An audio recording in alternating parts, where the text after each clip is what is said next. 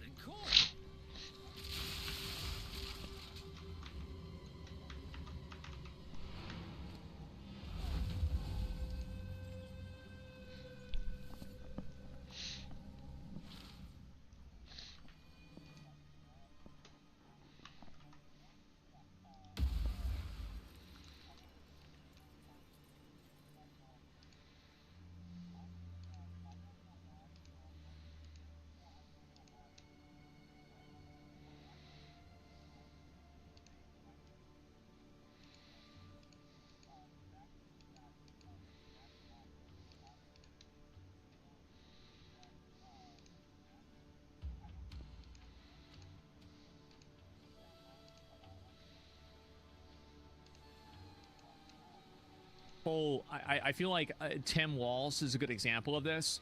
Tim Walls being a big fan of Crazy Taxi was really endearing to a lot of people, and being a big fan of Dreamcast and all of that. I think a lot of people thought that was really cool. So you don't need to pretend to be this, like, you know, elite top #1 gamer in order to have people that like video games respect you. You don't. And also, I've even noticed that if you are really good at games, people will find reasons to downplay it as well. He didn't need to justify, yeah. And so, but people shit on Vance for liking Magic the Gathering. I don't know. I didn't see that, right? I have no idea. Is this worse than the Blindfold Girl? Is this worse than? Let me think.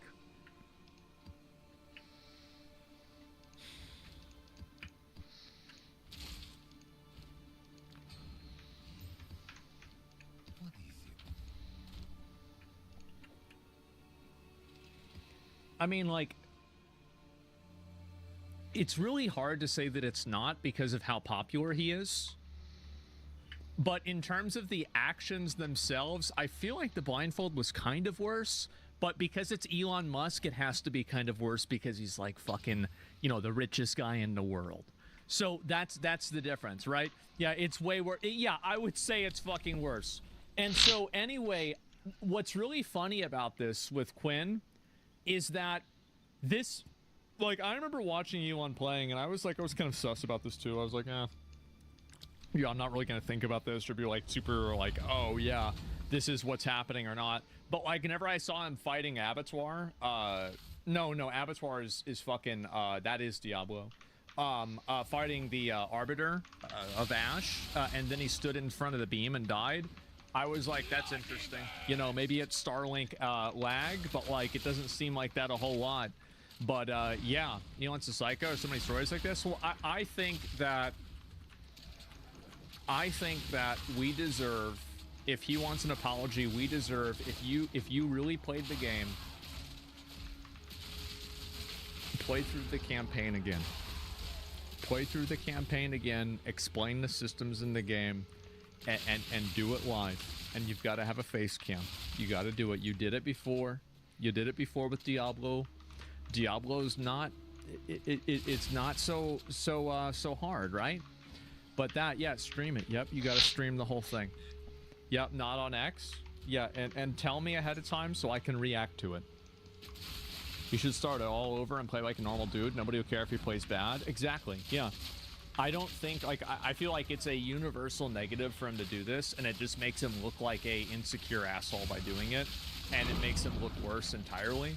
And I think that also, like, him misjudging the complexity of the game and thinking that he could get away with it and, like, have people not notice indicates just a level of bad decision making. You know, I'm a huge fan of Elon Musk. I really like Elon Musk a lot, but this is embarrassing and very silly. It is, and it makes him look bad, and it's for absolutely no reason. It's of no consequence, and it achieves no goal. That's what I think. It's a sad day for gamers. It is a truly sad day for gamers. I would think these habits carry over to every other thing he does in his companies. I don't know. Like, guys, I don't fucking know. Like, I'm just, like, I'm saying that he didn't play this fucking, hey, guys, he played Elden Ring. Maybe that's the game. Yeah, he played Elden Ring. Sad day for Elon. Gamers won.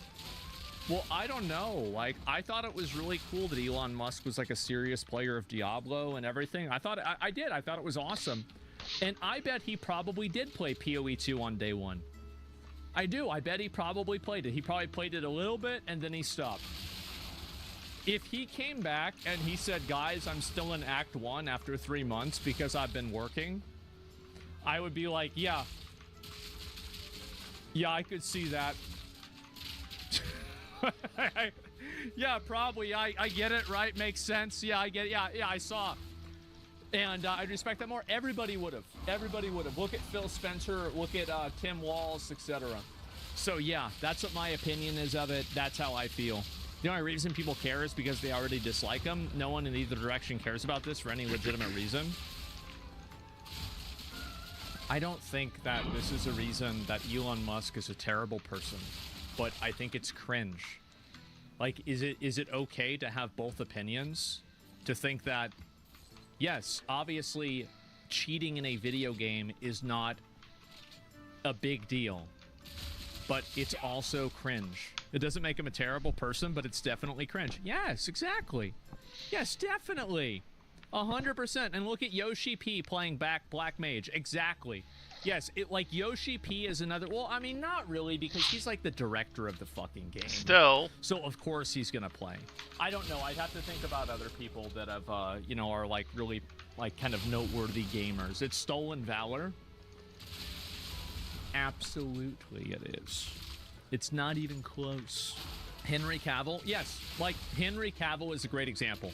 So Henry Cavill made a post about Space Marine 2.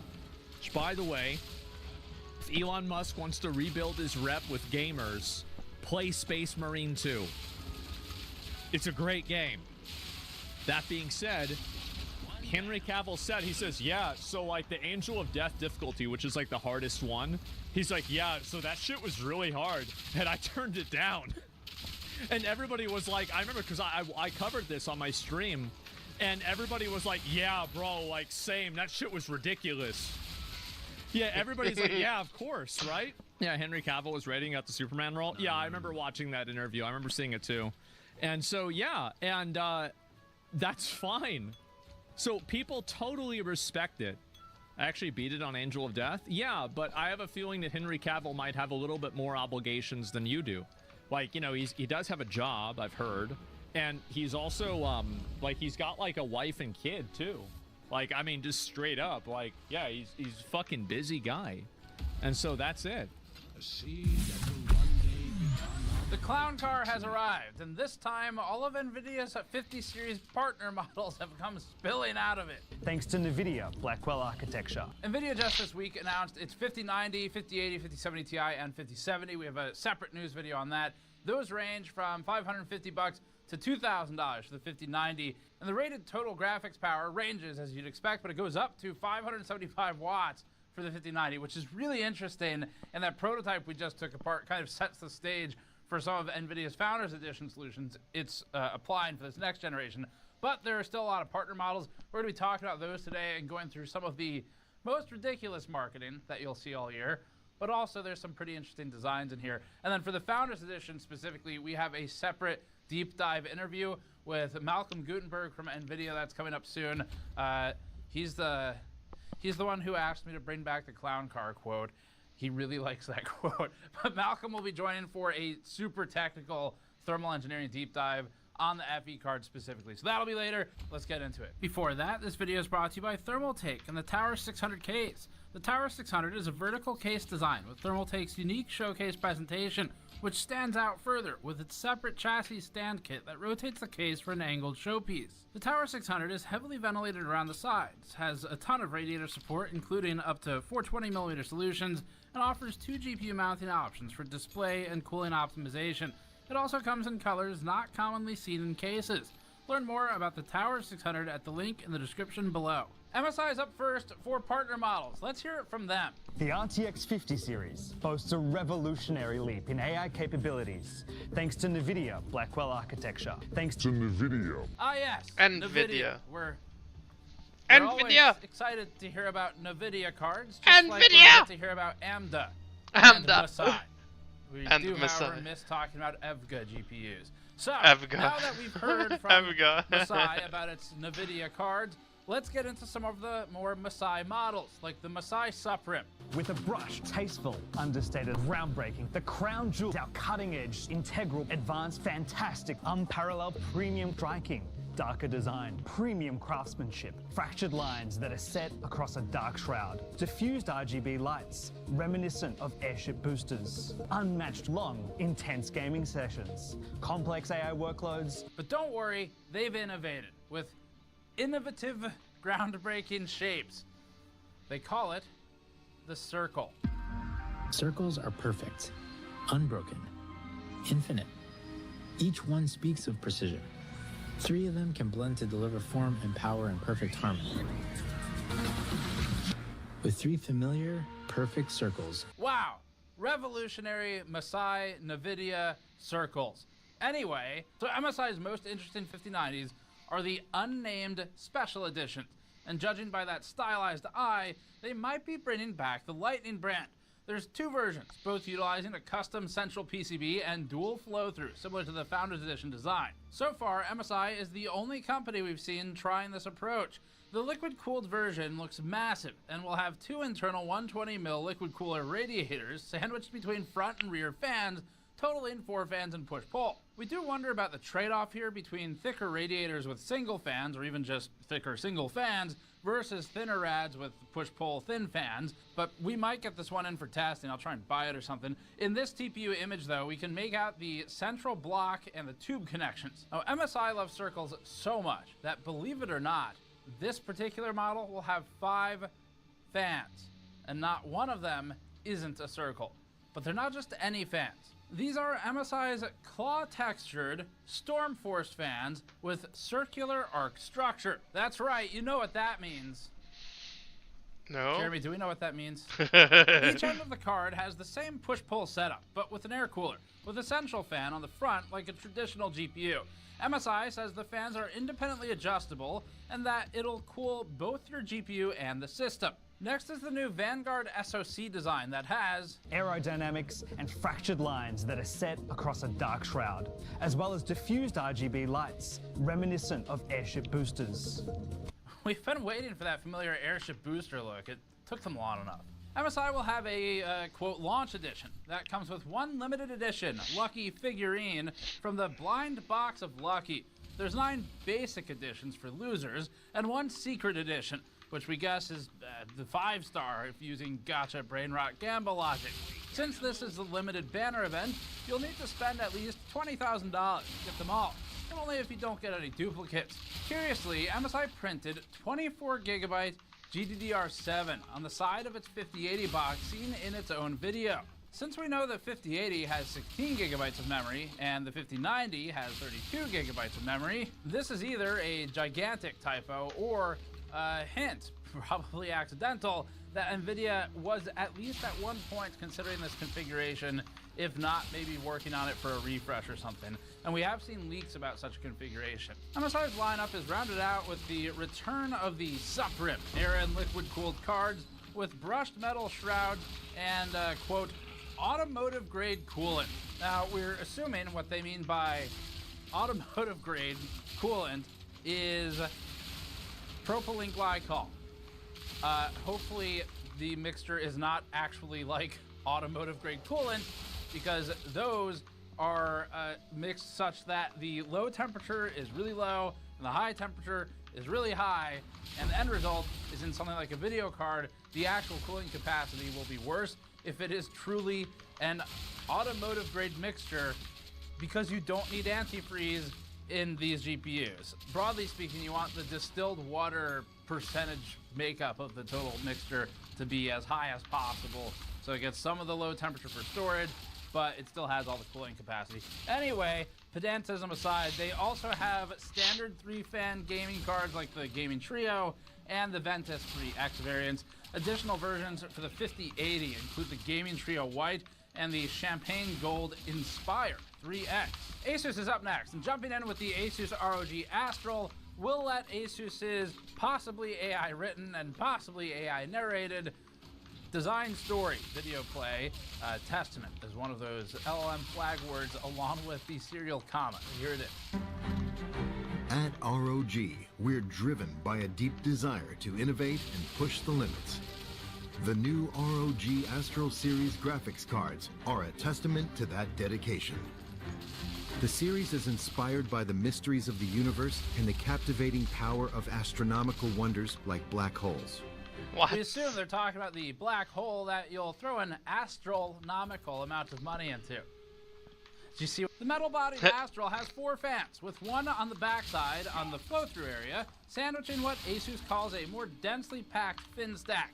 It's going to utilize a phase change pad on the core, so it's not liquid metal like on the Founders Edition, but they are moving to what pretty much everyone's using for higher-end cards and has been for a little bit.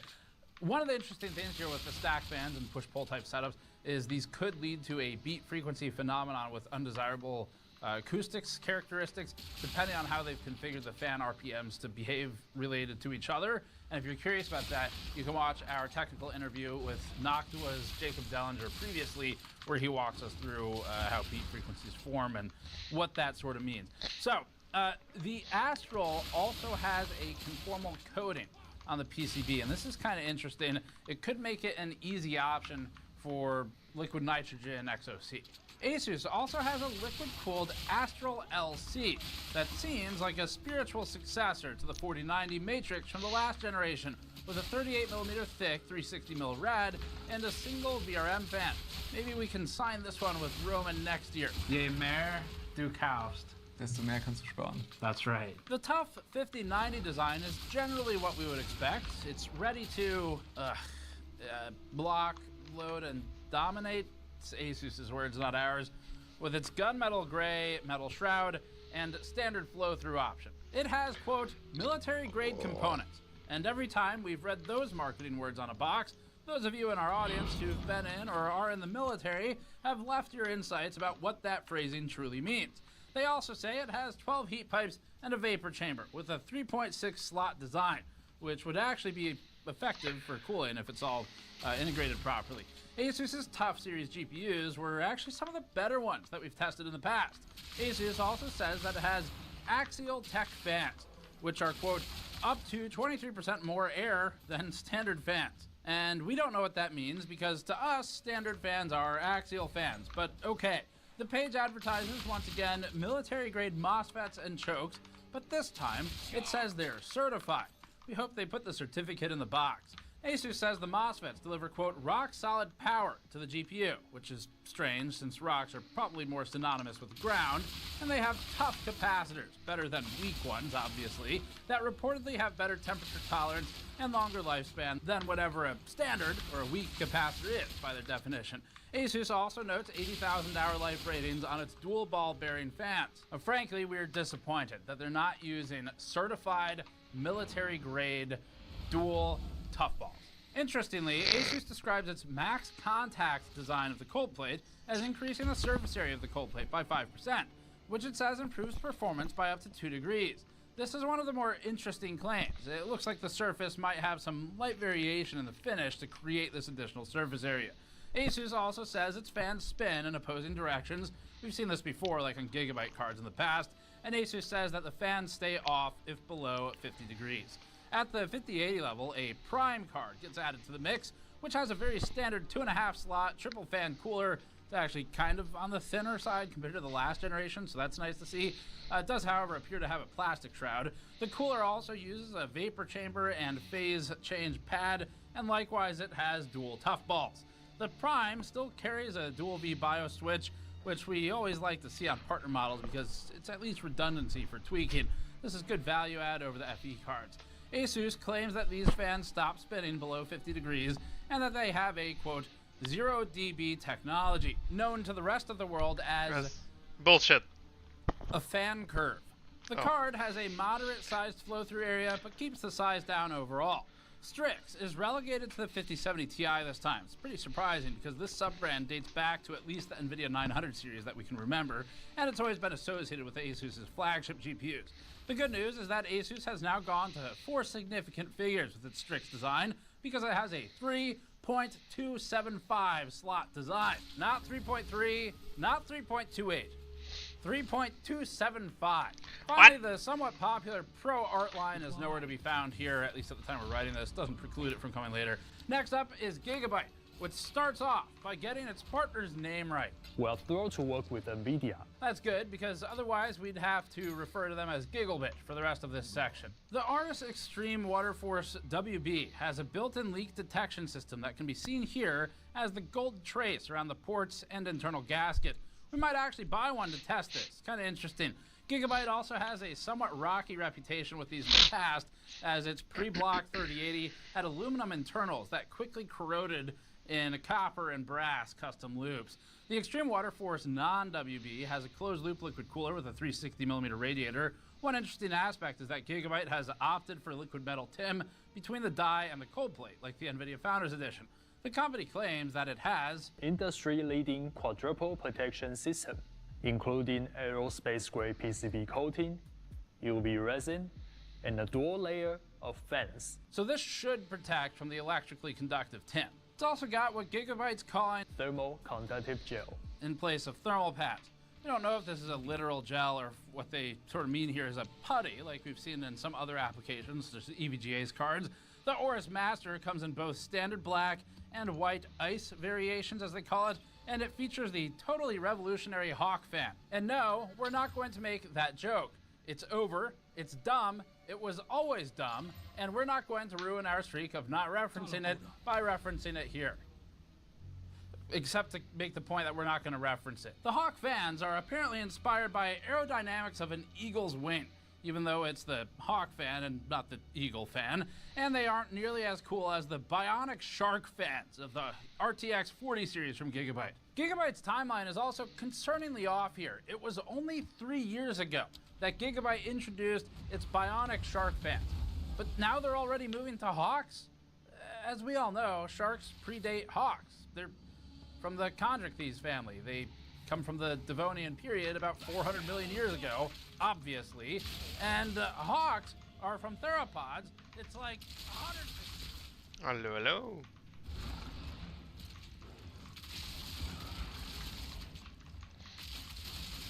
Zacchaeus? No, not really. Aangezien de patch deze week uit gaat komen van Beard for Exile.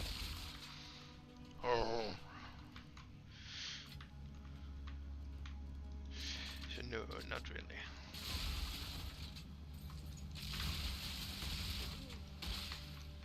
Okay. You.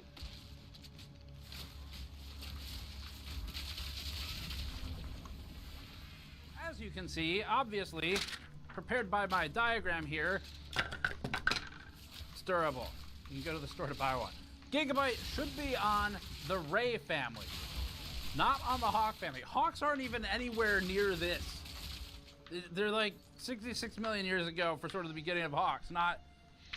We're off by like 333,999,997 years. Gigabyte. The Aorus Master will also come with an optional extra fan that sits on the back of the flow-through area to move more air. This is, again, very interesting and something we definitely want to test. This one could work better than the built-in rear fan of the Asus Astral, since it looks like the full thickness fan and doesn't cut into the actual fin stack to exchange surface area For fan area, instead of liquid metal, the Master uses what they call, quote, composite metal grease that, quote, leverages the high thermal conductivity of liquid metal and the ease of application of silicon grease. No E on the end of that. They might mean silicone here, but either way, we can guess that this might mean they're using an older school conductive thermal paste. Down the stack from these are the Gaming OC and the Wind Force models, and thankfully, they still have the Hawk fans, despite the evolutionarily inaccurate timeline. Now, next up is PNY. PNY has two designs right now for the 5080 and the 5090. These look identical apart from the presence of RGB on the ARGB model. They're both standard looking triple slot, triple fan cards with an unfortunately blocked off flow-through area on the backplate. Despite Vince Lucido's considering joining PNY for video card design late last year, there aren't any Kingpin or Kingpin-esque GPUs announced at launch. Vince is still deciding on his level of involvement for a GPU partner and is trying to find the right match. Yeah, what about PNY team has you excited? They are keen to dive into the extreme overclocking. And you know, Asus, MSI, Galax, the other companies, they already do it. Too many cooks in the kitchen, right? I want to go somewhere where I can actually make a big impact, and I kind of feel like PNY might be that company. So does that mean Kingpin cards might be back? It might. Okay. It might. It might. Okay. There's pretty good chance. Now, we'll likely have the exclusive if he decides to make a serious move in this space, or if he keeps moving forward with PNY in some capacity. So we'll keep you all posted. In the meantime, though, you can check out some of his e-bike builds and his tactical and electrical mods he does on those over on his All About Kingpin channel. Okay, we're going to start stepping through these more quickly now. We've gotten through the most absurd ones. Zotac is launching the Amp Extreme Infinity and the Solid 5090s, which is better than liquid or gas ones. It's adopting a more angular look with metal shroud construction. The former has an infinity mirror on the end of the card, and the latter has minimal RGB. Zotac's Infinity has a relatively large flow-through area. On to Galax. For the 40 series, Galax had the Serious Gaming line, which is not returning for the 50 series. Presumably, that's because the 50 series is for the not serious, or perhaps even silly gamer. In fact, Galax has the 5080 X Gamer, so they've moved on from serious gaming to X Gaming, a sad commentary on the realities of life. We look forward to their future RTX 6090 9-5 and their RTX 7090 Midlife Crisis, which comes with a convertible shroud and a new waifu backplate. Palit is up next. Last time, Palit promised absolute dark power with its 4090. Now, with the 5090 Game Rock, the best it can do is a chameleon panel with optical camouflage. The 5080 Gaming Pro is mostly standard, but features support for 3D printing aesthetic add-ons to the shroud.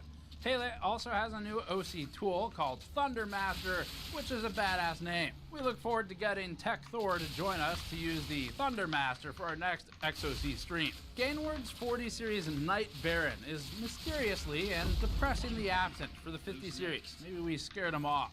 In his place, we have the Phantom, an all-black design without RGB, and the Phoenix. The Phoenix series draws inspiration from the mythical bird of rebirth. And You that, don't say! That's actually from Gainward. We didn't make that up. So, cool. Gainward says it features, Cool. quote, a Phoenix Wing-inspired design and layered contours that, quote, sports a bold, dimensional aesthetic and reflects, quote, its dynamic personality. Frankly, there's a lot to unpack here, and we're not Gainward's therapists, so better to move on. Inno3D is brutal by nature and 201% committed to you. Quote, we are brutal by nature in everything we do and are 201% committed to you for the best gaming experience in the world, end quote. In fact, they're so committed that they wrote this sentence twice on the same page.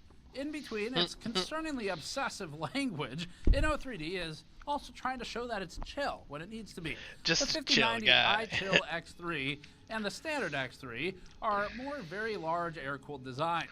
There's also a white version and a water-cooled iChill Frostbite with an alpha-cool block pre-installed. Maxsun is doing what Maxsun does best, which is putting anime onto GPUs. The iCraft Cyber Magic Girl Zwei, which, in conflict with the name, as video cards points out, has not 2, but 3 fans, is actually the name of the anime thing on the card. And unfortunately, the flow-through area is largely obstructed by whatever this is. Colorful rounds out the list of NVIDIA board partners with some models that look like the company has taken a more serious approach. Models include the Vulcan, Neptune, Advanced, and Ultra W, which is a completely disconnected naming scheme and has seemingly no relation between one and the next. Interestingly, none of them are marked as 5090s. Might have to do with export controls, but we're not sure. We'll quickly cover water blocks. AlphaCool announced that there will be both core branded blocks for various partner models and single slot ES blocks for server use. EK is uncharacteristically but not unexpectedly silent for this launch, except for an enterprise solution it says will be compatible with 50 series GeForce cards. It seems like AlphaCool might be stepping up to fill the void left by EK in the consumer-facing market. And broadly speaking, we haven't yet seen any Founders Edition water blocks. If you see one, let us know as soon as you do in the comments somewhere, because that would be really interesting since the PCB is so small and square that it could look pretty damn cool with the block on it. As a final interesting entry, Cooler Master showed off a few engineering sample coolers for 50 series GPUs that support both thick and thin standard case fans with an adjustable shroud. This is a really interesting setup that we'd like to test out. Current reporting indicates that these will be for Cooler Master pre-built PCs only, in a similar setup to Acer's Predator GPUs. And so that's it. The clown car is now fully unloaded, and you can pick between all the various clown options you have for the 50 series. Now, to be fair to them, there's some actually pretty interesting ones in here. There are some real attempts at advancing thermal solutions spread across all of the inanity and silliness and marketing that's everywhere. But hopefully you've learned something, because I certainly did, in theory. Anyway, that's it for this one. Check back for more. I don't know how many of these we're gonna get in. We're gonna try and buy some of these. If you buy some of the 5090 cards especially, and you want to send it in on loan for us to look at, take apart, whatever, or just resell it to us at the same retail price if you're not happy with it for whatever reason, then email us, because we're going to try and get some of these in. I will buy as many as I can. Our only limitation is going to be if they're in stock or not, I think. We don't really work with most of these companies these days, or at least not for sampling. So that means we'll source most of our own. And that means we could use your help in spotting them when they go up so that we can buy them and get them in, or borrow them from you, and we'll figure something out in email. All right, that's it for this one. Thanks for watching. As always, subscribe for more. You can go to store.gamersnexus.net if you'd like to help us directly, like by grabbing one of these Disappointment Tour t-shirts, or you can grab one of our dice sets with the Snowflake the Cat dice or the Inductor e-waste dice that have objects embedded within sharp edge resin dice, and the wooden box that you've seen multiple times in this video in what was actually not intentional product placement. That's it. Thanks for watching. See you all next time. Templar? Bro, if they add in Templar? If they add in Templar, bro, like, imagine. I could go, be me and McConnell, we could go and do a fucking, see if he wants to do a level. Now. Like, I'm Warrior. Hello, everybody. He's So Templar. here we are. Dude, that would be Just wild. Real quick, now that we have the audience here, Okay, here we go. Jonathan, one more time, say something real quick, just make sure they can hear us well, and we'll get feedback from the chat. Hi, I'm Jonathan Rogers, game director on Path of Exile 2. Okay, sir, Mark. What? He said that Hi, so many I'm Mark. times. Hello, this is me speaking, and I didn't want to say the same thing he said. It's fine, you can. All right, and then lovely co-host Gazi here. Lovely co-host. Mic check. 1, 2, 3. 1, 2, 3. Excellent. So with that being said, Gazi, why don't you take it away with the intros?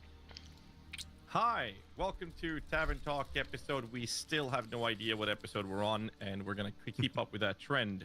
We have with us my lovely co-host, Darth Microtransaction, and the lovely two individuals that is basically the OGs at this point. We got Mark and Jonathan from Path of Exile 2 Grinding Gear Games. How are you guys doing? Oh, doing great. I mean, you know, like, it's really good to get back into things again. We had a good break, you know, like, and yeah, I don't know. It's just nice to be back and actually looking at the problems again, as much as. Today we're investigating NZXT's shady and manipulative PC rental practices. Because of this investigation, we've decided to terminate a $23,000 ad campaign that NZXT had queued up for Q4, and NZXT has been notified now. This is a rental computer, and NZXT's rental program belongs somewhere behind me. We ran the numbers. Over 5 years, one of their computers at $259 per month rental would cost you approximately $15,540 for a little over $2,000 worth of parts, and with zero ownership. For the same price, you could buy 7 equivalent pre-builts in those 5 years. But it's not just a bad deal. NZXT's predatory program silently swaps parts between systems that share the same name when moving from purchase, which often has better components, to rental. We think they're hoping that people don't notice the downgrade. And their performance benchmarks are a misrepresentation and a lie. They have 2 different GPUs in 2 different systems with the same name for the system that have identical performance, even though the GPUs should be 15% at most different from each other. 1 month after we rented a PC from them, they jacked up the price on us by another $96 per year. When we asked to cancel the subscription, they sent us a link that went to a 404 page that didn't work. They're now offering what they call a free monitor, keyboard, and mouse for $0 per month if you rent a PC. Except in connection with that deal, they increased the price by another $10 per month, or $120 per year, silently. All of this screams scam, and NZXT's own ad partners say that it actually makes kind of sense. They have 0 strings attached. With no strings attached. No strings attached. No strings attached. And no commitment. Except there are commitments. Lots of them. This is a direct quote from the subscription agreement. You grant operator, the business, a non-revocable, perpetual, non-exclusive, worldwide license to use and distribute, however operator sees fit, any and all images, video, correspondence, audio recordings, or other data and information. Is there a good reason for that you can think of? A good reason for the business or for the consumer? For the business. For the business, it's to sell your data. Yeah, okay, all right. But if it's on the hard drive and you return it to them, you've provided it to them, and it's pursuant to this agreement. And it's in connection with the service. It's in connection with the service. Yeah. And that's not the only NZXT advertising lie. Luckily, not only did NZXT send us out their Player 3 Prime to help finish out the gaming house, but they gave us a way to finish out our 6 PC setups without spending $18,000. You can now own Endgame on a PC starting at $59 a month with NZXT's new subscription flag. You might have missed it, so let's just roll that back. You can now own Endgame. You cannot own this computer. NZXT's own rental program agreement makes that extremely clear. It is not something that can be owned. But that's what he said. Quote, the subscription is not a rent-to-own program. At no point will subscriber own the rental devices or other services provided under the subscription, even if subscriber payments aggregate to more than the collective retail price for all services. As for who the customer is, NZXT's Flex rental program somehow gets even more duplicitous and disgusting when you realize it seems to prey upon mostly broke, vulnerable people at risk of debt traps and children. Interesting. Roll 212. Switching from console to PC has never been a cheap date, which always made convincing your parents or wife to buy one a difficult task. So that's a no? Thanks. Now I know what it feels like to be living in hell. And if you think about it, Carter PCs did make a video about it. You could literally get one of these PCs for 1 month and then win a Fortnite tournament or something and have enough money to buy your own PC. Now, I'm not saying that you should do that because winning a Fortnite tournament can be pretty difficult. I'm not gonna lie, but who knows? Maybe some of you guys are underground Fortnite pros. And this is the exact pure Gamba brain rot that NZXT is targeting with its rental program. NZXT has become so predatory that we researched illegal payday loans. Hey, I was calling about the check cashing loans. We don't do loans anymore. You don't do that payday? No, I can give you a phone number if you want. Which the Justice Center says carry an average APR of 365%, or about 1% per day. If we planned to rent the PC for at least 3 years, it would be cheaper to take an illegal and possibly mob-backed loan for 175 days instead, and then own the computer at the end of it, assuming no kneecaps are busted in the process. Let's go somewhere a little safer to actually film the computer. You can use code PuckGamersNexus for 10% off anything on store.gamersnexus.net while it lasts. This is our Black Friday and Cyber Monday sale that was supposed to go live days ago, but we got delayed because NZXT kept baiting and switching, so puck us, am I right? This investigation was brought to you by you, our viewers, who support us on Patreon and on the GN store. Hiring experts for outside analysis is an extra cost we pay to ensure accurate, hard-hitting content. Head over to the store and check out our brand new E-Waste Inductor Dice and Snowflake the Cat premium dice sets, our soldering and project mats, which now include colors like red, a vibrant green, yellow, and the standard blue, our PC building anti-static mod mats made with high quality materials, and other items. We carry a number of PC building tools, toolkits, and mats. Mouse mats are also in stock with detailed wireframe components, and even PC case magnet badges are available with 3D layered components and silicon representation within the magnets. Finally, if NZXT's shenanigans make you feel like you need a drink, you can grab our thermal conductivity of copper-plated stainless steel mule mugs on the store. We also just added some more autographed units of mod mats, dice, and toolkits to the store. Head over to store.gamersnexus.net and remember, puck Gamers Nexus at checkout for 10% off and to show us how much you fucking hate us, just like NZXT. This directly supports hard-hitting investigation. Thanks for your help. Context is important. NZXT is a computer component manufacturer and it's huge. NZXT's rental program goes far beyond just a badly priced pre-built PC. This, we think, is actually the mark of the beginning of the end for PC ownership if it is allowed to propagate and if it finds success. It's a continuation of you'll own nothing as we tumble ever downward into our dystopian future. Other companies will be looking on as they too realize that they can get rid of aging inventory with potentially predatory policies and profit from it. Corsair, for example, would probably be the first to follow. But you need to understand just how huge NZXT is to appreciate what's going on here. We'll work backwards. In 2021, we called NZXT out for selling a fire hazard computer case that featured a design flaw, which could easily cause the case to ignite in a spectacular fashion given the right set of specific conditions. Fire. Hey, get that. Oh, jeez. NZXT dragged its feet on a response for months, and after saying nothing in that time, or at least nothing of value, eventually it sent out a half-assed workaround of plastic washers that fixed nothing, and then it wiped its hands clean. Dissatisfied with this and concerned about people's houses potentially burning down, we contacted the US government's Consumer Product Safety Commission. The commission took our research and immediately applied pressure to NZXT, which resulted in a satisfactory fix that we covered later, although they sort of bait and switched that one too in our opinions, as we covered previously. Anyway, this coverage resulted in government notices posted and recalls, which you can find on websites in the UK, USA, and multiple of its states, Canada, Australia, and others. In December of 2021, NZXT took on a $100 million investment from Francisco Partners. Francisco Partners is the same company that invested around $75 million into Corsair in 2013, later flipping it to Eagle Tree Capital for $525 million. This led to Corsair going public, and we all know how that turned out. So big investors and venture capitalists are looking for a repeat of Corsair in NZXT. As a consumer, you'd look at the downfall of Corsair's quality and be concerned.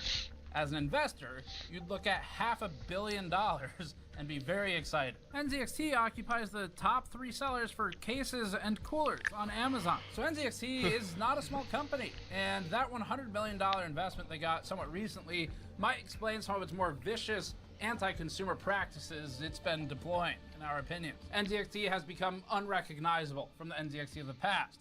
It's taken on big money, and it's making big money moves that are often anti-consumer. The company has become motivated by greed. Sources informed at Gamers Nexus that NZXT is sitting on millions and millions of dollars of stagnant inventory. This is a familiar story from earlier this year, and we don't need to look far to prove the concept. In January and February of this year, we received tips from multiple people in the industry and now former NZXT employees who noted that the company was laying off its entire PC building division and beginning to outsource the work. Gamers Nexus obtained a screenshot of CEO Johnny Ho's message firing the staff, which states, quote, "Today, I'm sharing a strategic change in support of NZXT's growth and the community we serve. To fire you all." Sorry, I had my Corpo Speak translator on. Let's just turn that off. "We have made the strategic decision to outsource our US production work.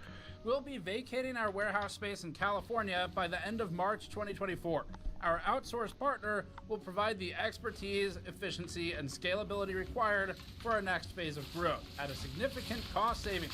I'd just like to add that 1, this is a message sent to people being fired, so not the best phrasing, and 2, very sad to see employees react with crying cats, 16 crying ducks, 5 salutes, 4 hugs, and 32 cats hugging hearts. As for what led to this, we found out by speaking with NZXT's distribution partners, retailers, and competitors. The company reportedly lost millions of dollars on its peripheral business specifically. This oversupply might point to why NZXT is scrambling to put together whatever old computers they can as they try to generate cash flow off the back of aging inventory, and it might help explain why they're bait and switching models with older components that would be harder to sell as soon as it's turned into a subscription rather than the pre-built purchase option. And that brings us to the first piece of our deeper investigation into the rental program, which is the bait and switch.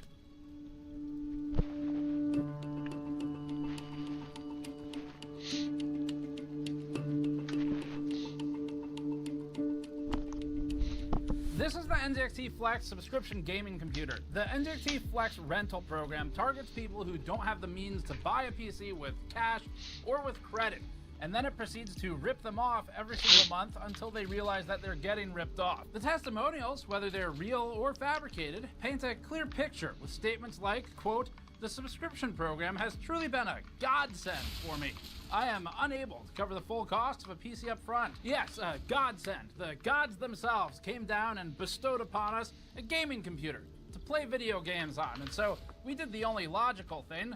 We subscribed to a gift from the gods, an NZXT Flex gaming computer." Put that on the testimonials page. Cut out all the other stuff I'm going to say. The terms are pick the tier, pay one-time shipping plus the monthly fee, get shipped a PC, use it as your own, but it's not, and then send it back when you get tired of paying. Or, after 2 years, NZXT says it'll swap the PC out with an updated model and you can continue paying. Now, in theory, that would be the same rate, but they've already increased ours, and they did so 1 month after we rented it. Cool. But it increased again. While we were writing this story, NZXT upped the price of this model to $130 a month and simultaneously launched a Black Friday deal claiming that you get free components at no cost, even though they literally just increased the price by $10 per month around the same time. They added a quote-unquote sale for Black Friday, which involves getting peripherals, which sound like you get and own them, but that's not true either. It's just another rental that they claim is worth $30 a month in value, which includes a subpar $11 a month keyboard and mouse pad that you have to hold on to for the duration of the rental, supposedly for $0 per month, even though right before putting the sale up, they increased the price by $10 per month, which presumably is to cover the cost of these stagnant accessories. And they've marketed these for any player PC, which then if you look at the smaller words under the big words, isn't even true. NZXT also keeps changing the spec of its PCs literally day to day in some instances. Yesterday, while we were writing this, the Player 3 Prime non-rental purchasable pre-built PC had an RTX 4090 in it, whereas the rental version of the exact same PC model had only a 4080 Super. The difference between these GPUs is over 30% and seems to us to be so misleading that it's tantamount to fraud. During the time we were writing this piece, NZXT has changed these SKUs at least 4 times. Yet it keeps the same name. The Player 3 Prime now is back down to a 4080 Super in the purchasable model from a 4090 just hours prior. But wait, they did it again. During the time we were editing the writing for the editing that we had to rewrite because they changed the change, they changed it again. Now there's a Player PC 4090 edition, which is the same spec as the original Player 3 Prime that had a 4090 that was changed to a 4080 Super, except the Player PC 4090 edition is $3,999, and it says Black Friday sale, fire emoji, which is $50 more expensive than it was a few days ago. The Player 3 is not the only one they play bait and switch games with. NZXT's baiting all over the place. If you land on the Player 2 pre-built for purchase and you decide that $1,600 is too much for you and decide maybe you'll rent it instead, then clicking on subscribe gets us to $129 per month, which was $119 a few days ago, and $117 for us before that. and $109 before that. You then decide that you can afford $129 per month, but not the $1,600. So this is doable. And it's for the PC of the same exact model name that you were just on for the pre-built purchase, except the rental has a Ryzen 5 5600X from 2020, DDR4 3200, and an RTX 4070.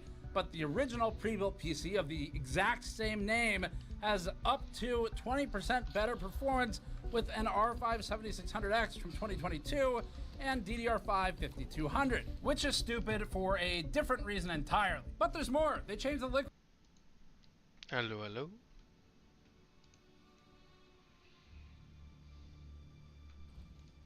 Liquid cooler from a 240mm CLC to a 120mm. Hallo? Ik hoor je niet. Millimeter liquid cooler in the rental, and the H6 Flow is substituted with a cheaper and worse H5 Elite in the rental. If you then click on the Player 2 Prime for $159 per month, it has a 4070 Ti Super and a 7700X. It shows $159 per month and $129 per month, both selected, which should open a singularity and destroy the universe. It contains a 7700X and a 4070 Ti Super, but then click. Ik hoor je niet, hè. Hallo?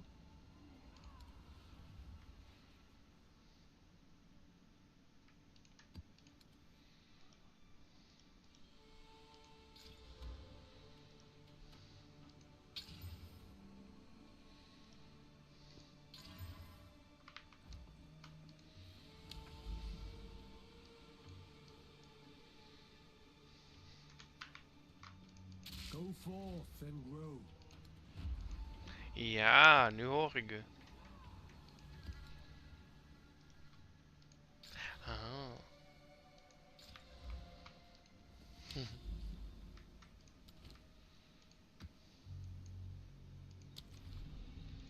Clicking the buy button at the top switches us back to the Player 2 non-prime, which is confusing at best, and then re-clicking the Player 2 Prime on the buy page again gets us to a computer with the same 4070 Ti but somehow different performance numbers, presumably because NZXT is changing these so frequently that it's forgetting to update some of the other parts of the page that are dependent on the parts. The Player 3's bait and switch is pretty egregious. It lists a 4070 Ti Super for the purchase, but a 4070 Ti non-Super for the rental, which are tested. Wat zei de dokter?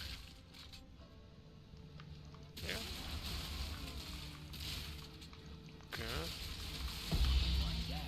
Who's next?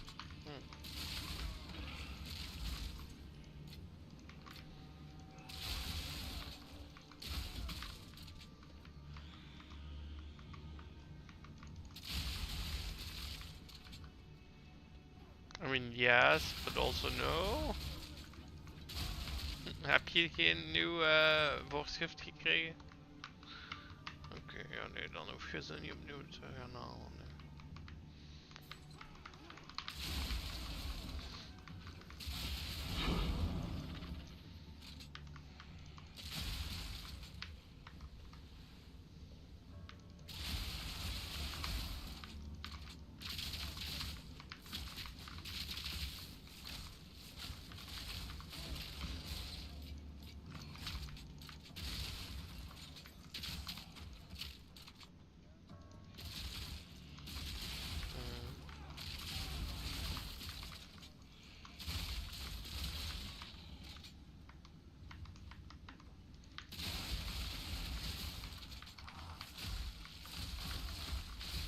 Yeah.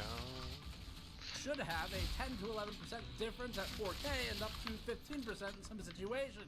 And yet somehow, NZXT's FPS numbers that it uses to sell computers claim literally frame for frame identical performance between GPUs that are demonstrably and publicly known to be different.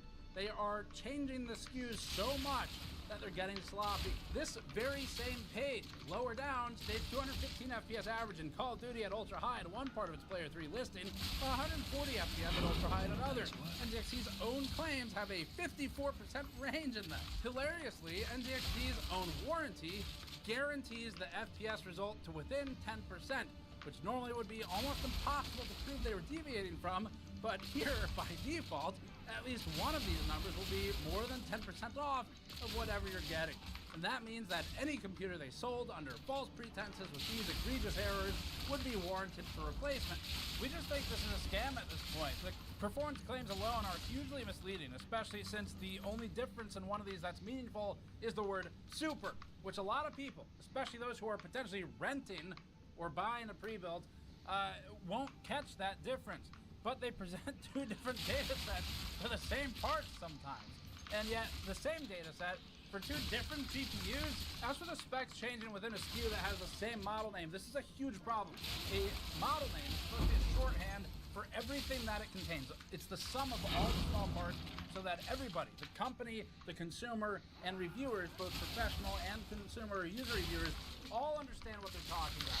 If you're changing the parts day by day, nothing means anything that's published online. Likewise, if you buy the Player 3 Prime, you recommend it to a friend because you liked it, and they buy it, and the GPU changes, and they don't know that, now they might not hit the performance mark that they needed and that you thought they were going to hit when recommending the system. Furthermore, if you shop like I do, when you're buying something that's thousands of dollars, you might think about it for at least a couple weeks before pulling the trigger. Maybe you've got the tab open and you think about it, and tomorrow you're like, you know what? I still like this thing, I'm gonna buy it.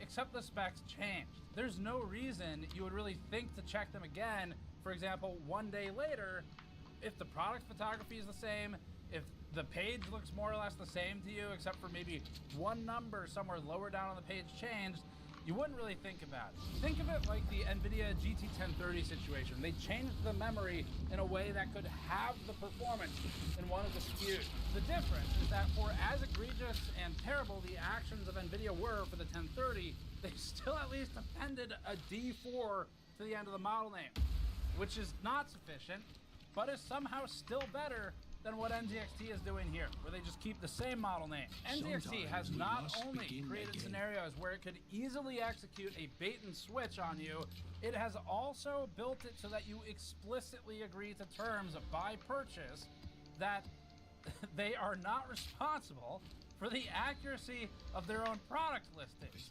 And so, and they restrict your ability to even determine the accuracy of said listings because you have to return it unused. And that leads us to marketing and advertising. For NZXT's marketing tactic, it has decided to compensate an army of social media influencers and TikTokers to regurgitate lies and misinformation in order to sell large volumes of its product under what we think are false pretenses. Try this instead. NZXT. NZXT. NZXT. NZXT. NZXT. NZXT. NZXT. NZXT. NZXT. NZXT. Here's a rapid fire roundup of the misrepresentations and sometimes straight up lies of NZXT's influencer army. It actually makes kind of sense. They have zero strings attached. With no strings attached. No strings attached. No strings attached. And no commitment. There is a commitment. You literally have to pay or they'll send you to collections. In fact, there's an entire contract of commitments and strings that are attached. NZXT will send you one of their amazing high-end gaming PCs straight to your house, giving you the ability to play any of the latest video games without breaking the bank. No contracts. No contracts. What?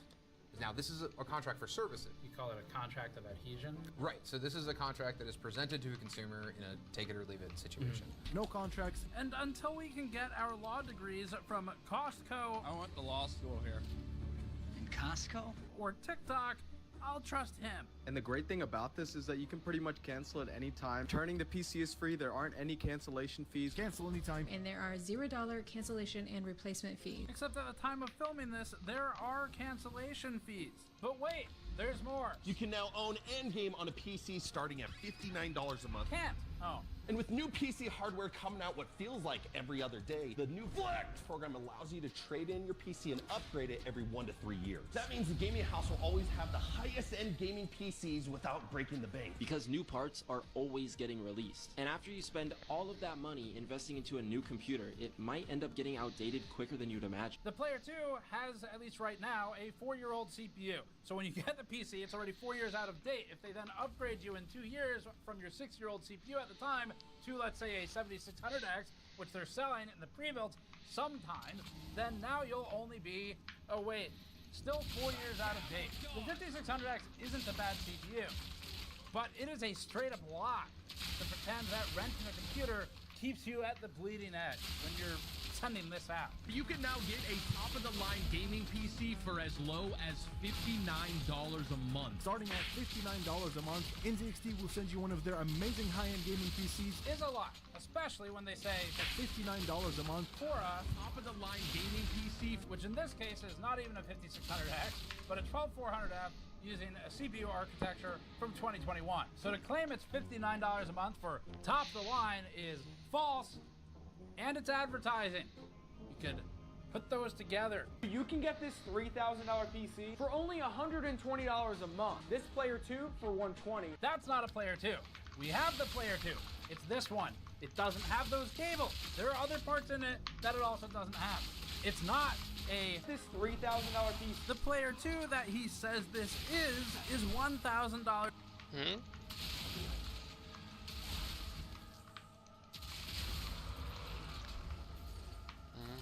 Yeah.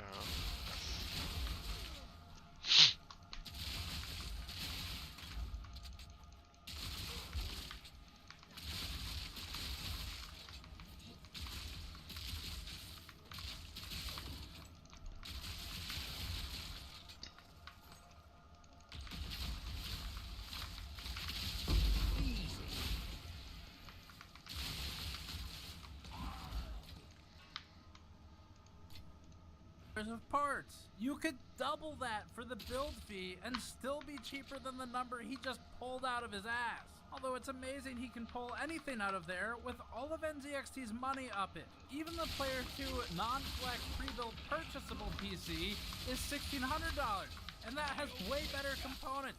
They're not the same computer. Maybe that one's $3,000, but then it's not the Player 2. At least one of these things is minimally factually incorrect, and at most, a lie. But this paid partnership with NZXT shows that NZXT is endorsing it. Completely irresponsible publication of false and, we think, harmful information to the consumer who is watching this brain rot content. Warranty that might just end up saving you from an accident, like dropping the clip, which I've totally never done before. Quote, this warranty does not cover damage or defects due to accident. The second one is flexible payments for the pre-built audience. That could be huge for you. It is huge.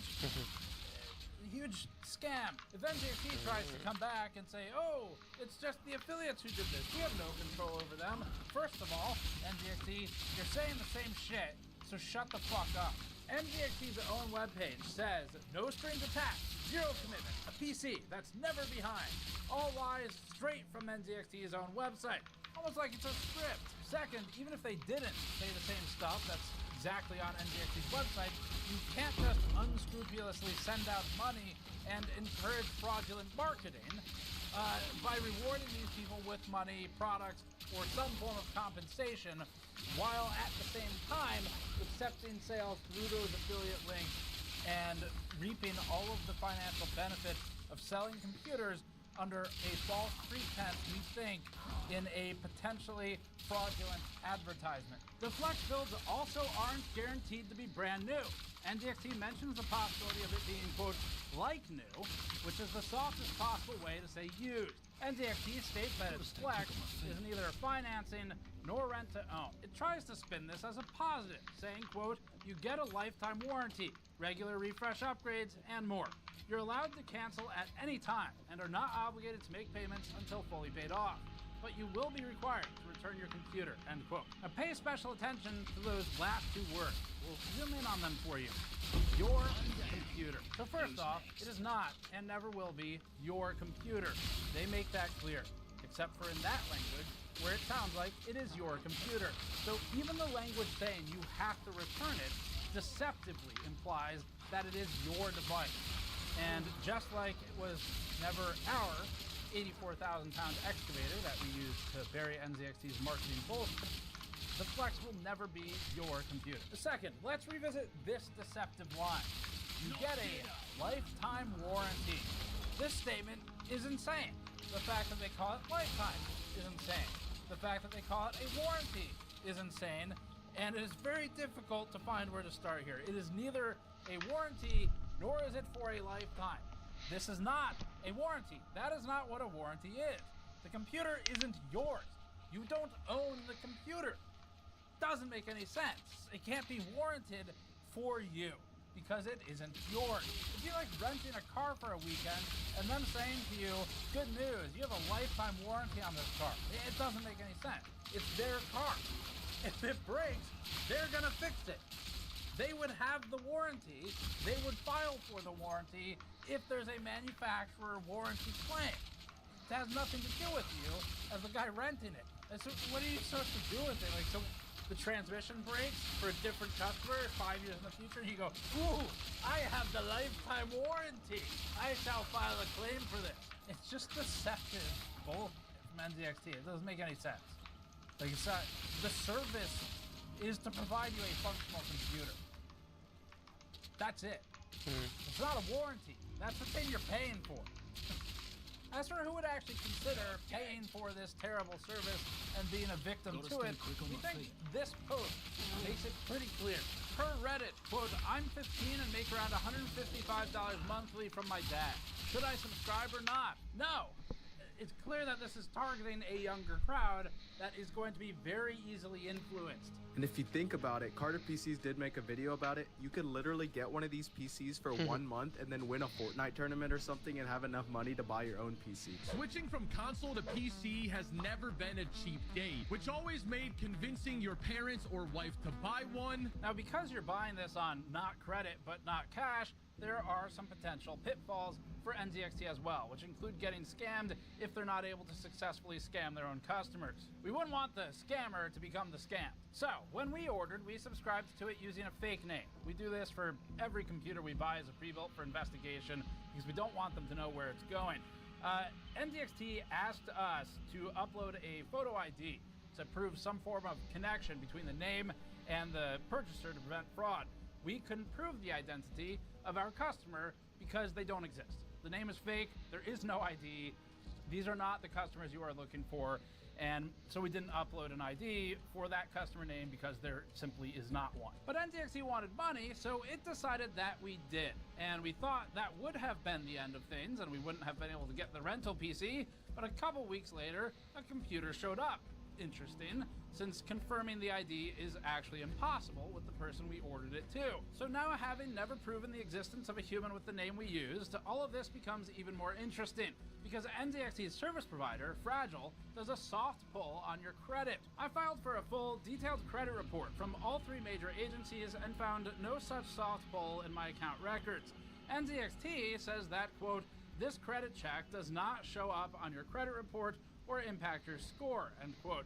But other soft pulls do appear in the report that I filed for. An accountant that we spoke with informed us that the pull should show up, but I'm not an expert on this, so maybe we just did it. This is all important because the lackluster checking here is already an instant red flag for something which is potentially already a financially predatory program. Now, we still need to talk about NZXT's pricing here, which is really hard to do and incredibly confusing because of its earlier explained bait and switch tactics. We have two charts we're going to show for this. The second one has a 104% illegal loan that violates usury laws, but the one we'll show first is this one. This is a chart that's made to show the cost of ownership of the Player 2 rental that we subscribe to. It's don't actually own it. Rentership, I guess. It would compare it against the Player 2 pre-built, except they're not comparable. So we need to add a scam normalized benchmark. We first tried to use iBuyPower for the pricing, but we couldn't find any systems that had a CPU old enough to compare to NZXT's rentals, so-called top-of-the-line PC, and NZXT's $1,600 pre-built of the same name isn't comparable because the CPU is a full generation newer. We checked CyberPower, Starforge, Dell, HP, and none of them sold computers with parts as old as NZXT's rental here. DIY cost for NZXT's rental PC is around $1,000. We took a cross-section of historical pre-built price data and of modern comparable pre-built and averaged the total upcharge over DIY by percent. Typically, the most aggressively priced pre-builts are about 15% over DIY for this range, but we'll be generous to NZXT and call it 25% markup on DIY for a $1,000 build, putting it at $1,250 for the equivalent to the rental. This added line normalizes the price for NZXT's bait and switch, so at month 7, It would be cheaper to DIY the PC than the total cost of the rental in the same period. Plus, you'd actually own something that you could sell, give to family, friends, or do anything else other than send it back to NZXT. If you must have a pre-built, the rental price crosses the price of a similarly built pre-built at about 9 months. Let's just say you can't afford $1,250 and you do something we wouldn't recommend, which is take a loan via a firm or buy it on credit or some payment plan service that most of these companies have today. At the quoted default interest rate that a firm applied, we'd be at $1,352.76 total cost and fully paid off in 1 year. The rental would exceed this monthly cost immediately. With the quote that we were given, it would cost more per month for the rental than to buy it on credit. The rental would exceed the paid down pre-built cost on this credit quote at around month 10. Our chart scale is now 10 years. Every major grid line's a year, and we're adding a line for buying the same price PC every 3 years on an aggressive upgrade cycle. If you buy a new computer every 5 years on a more typical one, that's year 2. If you've decided that humanity has had a good run and you get on board with a rental PC in 2024, then by year 10, you'll have paid enough to buy a decent used car, almost $16,000, assuming the price from NZXT for the rental doesn't ever go up, which it will. If you upgraded every 3 years, year 10 would have you at $5,000 for the purchasing of pre-builds, assuming you spend the same amount of money every build and you don't just upgrade it instead, which is far cheaper. If you upgrade every 5 years, you'd be at just $3,750. But it gets worse. A lot worse. This is the Player 3 Prime. NZXT used to offer the pre-built purchase with an RTX 4090 and then silently downgraded it to a 4080 Super when you click subscribe, an absolutely insane bait and switch. As we're writing this, they've changed it again, and both the rental and the purchase now use a 4080 Super. We'll see how long that lasts. That makes this easy, because the rental has the same major components as the pre-built for this one. Here's the chart calculated at a 5-year period. Over 5 years, the $259 per month rental PC, which you would not own at the end of 5 years, would cost $15,540. If you buy NZXT's spec right now on Newegg, it's about $2,300 to $2,400. With the same major components, assuming they don't change it, it's $3,000 from NZXT. We used a firm to get a quote at a 22% rate, and they came back with $3,369.40 for a 1-year paydown. But let's normalize for time. If you take a 5-year personal loan at the maximum legal rate permitted in several states, which is 36% under statutory usury law, it cost us $6,504 to pay for the $3,000 computer over a 5-year period. And the monthly payment would be less than half of the payment of the rental. And again, you'd own it. We then broke NerdWallet's personal loan calculator, which can't accept a rate higher than 99% because it's not legal. And so I had to call my banker to ask for help quoting me on an illegal predatory loan. After some questions about my mental health and many disclaimers that this is not a real loan being offered, it is purely for journalistic purposes, for research, it is not something the bank does, etc., we came to a 5-year paydown at 103%, equaling the cost of the rental PC over a 5-year period. So even if you take this illegal loan, you're in better shape over a 5-year period. And to be clear, don't do that. That's bad. There's a reason they're predatory loans. Dialing it back, the 5-year cost of ownership is 418% higher than the purchase cost of the machine at $3,000. Now we get to the fun part. Criminal loans. So, called around, did some research online and otherwise on payday loans. If you haven't heard of this predatory lending practice, here's what the North Carolina Justice Center says about it. Quote, bank payday loans create a debt trap, just like other payday loans. Rather than solving a financial crisis, they sink the borrower into a deeper financial hole. Center for Responsible Lending research shows the average bank payday loan costs 365% annual interest. Bank payday customers are in debt an average of 175 days a year with an average of 16 transactions. It's like any industry, there's different types of product for predatory loan.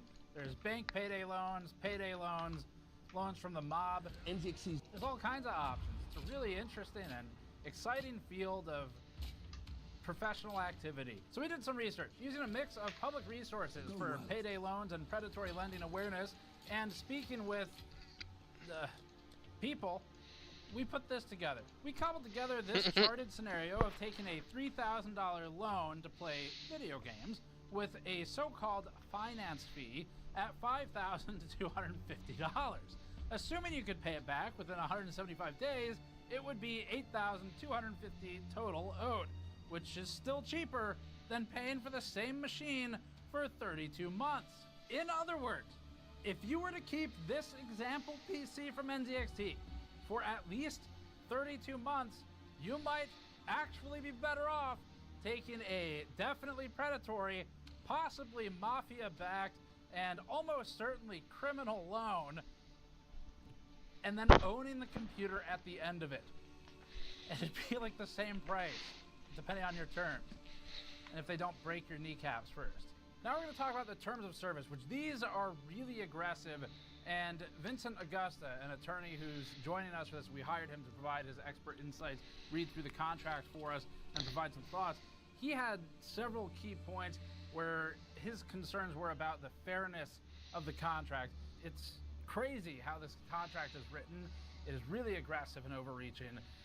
So let's get into the discussion. What I have printed here is 13 pages of subscription agreement. From a base level, what differentiates, let's say, like a predatory rental agreement from something that's more fair for consumers? You know, what does a consumer look out for in a broad sense, and then we'll get into the specifics. Most of these rental agreements, they are contracts of adhesion. They're kind of in a take it or leave it situation. Yeah.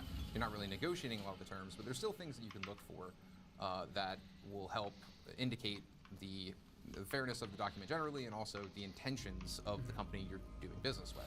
One of the major problems with the subscription agreement here is looking for terms that aren't punitive. And by punitive, I mean that there is a way of writing these kinds of agreements that protects the legitimate interests of the business engaged, in this case, in a subscription, in a rental agreement. But there are also ways of trying to protect the interests of the company that look more like they're just punishing consumers for not following hyper-technical rules or setting kind of impossibly high standards. And we'll come back to this, but like the packaging, I guess. Correct, yes. Yeah. What jumps out at you as concerning? Some of the first terms that jump out have to do with the return process itself. And so you can see by the language of the agreement that the customer is required to return the rental device using the original packaging. So now original packaging here is not defined, and so we would apply kind of a plain English understanding to that term. Packing paper, if there's 72 styrofoam peanuts, then you need 72 styrofoam peanuts. The business has a legitimate interest in getting their product back safely. But the way that this term is written is that it allows for a kind of a series of pitfalls for the customer in attempting to accomplish that goal. And these are a little bit of extreme examples, of course, but by the language of this agreement, that is what the consumer is agreeing to. So there's a portion of this agreement that speaks to a situation in which the company bills in excess of what the contract allows for. And by the terms of the agreement, if that occurs, the consumer has 60 days to notify the business in writing that this excessive billing has occurred. If they do not, per the agreement, the customer fully accepts the charge as legitimate and can no longer dispute it. And so this is very concerning for a couple of reasons. One is it doesn't indicate a limit for the amount. So if the business messes up 2 decimal places and charges the consumer $5,000 instead of $50,000, by the terms of this agreement, if they are properly notified of it, then within 60 days, the consumer would be adopting that charge. Also, the fact that it requires it in writing is somewhat counterintuitive. So if you notice a charge that was in excess of what it ought to be, or a double billing or something like that, your instinct might be to pick up the phone, to give them a call, but by the terms of this agreement, you haven't properly notified. Is there a statute for what they're trying to do here? Like, does something exist? You practice law in North Carolina. Does something exist here where if I go through a retail checkout and I find out they scanned an item twice, right? Like, what is there like a window where I can dispute that? Generally, in North Carolina, you'd have 3 years to bring that charge. Right. And again, that's not an internal dispute with the company. That's for a civil action.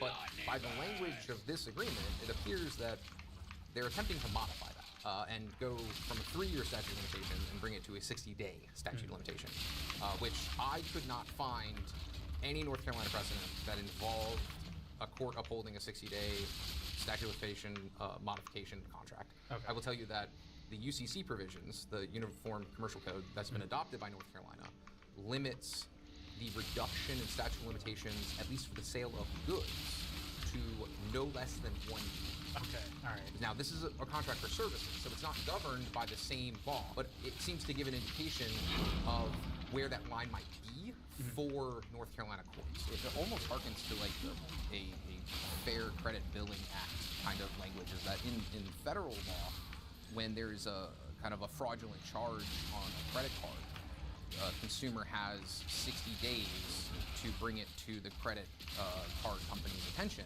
to dispute it. But this is not the same situation, and obviously those limitations are very different because it's not the credit card company that's billing you. It's the third party that's billing you through the credit card company. Here, the billing is direct. And so for there to be a direct billing, that if it is erroneous, you only have 60 days to challenge is exceedingly concerning. When returning the rental equipment, the agreement stipulates that the consumer will use, quote, all reasonable efforts to prevent damage and theft when packaging the product. So a couple of things that are concerning here. The first is that all reasonable efforts is pretty broad. But more importantly, what you're attempting to effectuate is the prevention of damage and theft, which is functionally an impossible standard. It doesn't really matter how you package something. If it falls off the back of a FedEx truck on the highway and someone runs over it at 60 miles an hour, it's going to be damaged. That goes back to this idea of drafting these terms on one side to protect the legitimate interests of the business, and the other side to kind of punish the consumer. Not what you would want to see in an agreement if you were looking out for a consumer, because it's not appropriately attributing the responsibility. If the product is returned damaged or materially altered, then the remedy that the agreement provides for the business is a replacement fee up to the full retail value of the computer. And so this is concerning for a couple of reasons. One is that it doesn't make any mention of a relationship between the cost of the damages and the replacement penalty. What is a soft credit pull as far as it relates to this agreement, and what are the privacy concerns you have with the agreement? The idea is that they're looking to get information about your credit without doing kind of a hard credit inquiry. They're not indicating to the credit agencies that you're looking to take out a line of credit. They're just trying to get information about past credit interactions that you've had, which is a little invasive. But again, I think going back to the original discussion, that is something that in many ways reflects a legitimate interest that a business might have. And it might be, a business doing some kind of rental agreement. It might be an employer looking to do a background check. Those seem to fall into that category of legit. Gewoon OSRS?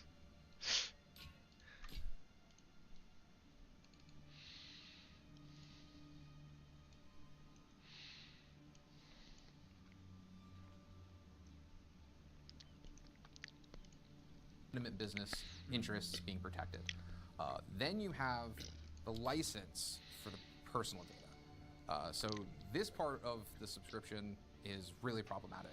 Can we read it? Yeah, I was about to say. Line by line? So this is a direct quote from the subscription agreement, and it says that you, the consumer, grant operator of the business a non-revocable, perpetual, non-exclusive, worldwide license to use and distribute, however operator sees fit, any and all images, video, correspondence, audio recordings, or other data and information. Is there a good reason for that you can think of? A good reason for the business or for the consumer? For the business. For the business, The it's to consumer- sell your data. Yeah, right, okay, all right. To use the data to, pursue debt collection.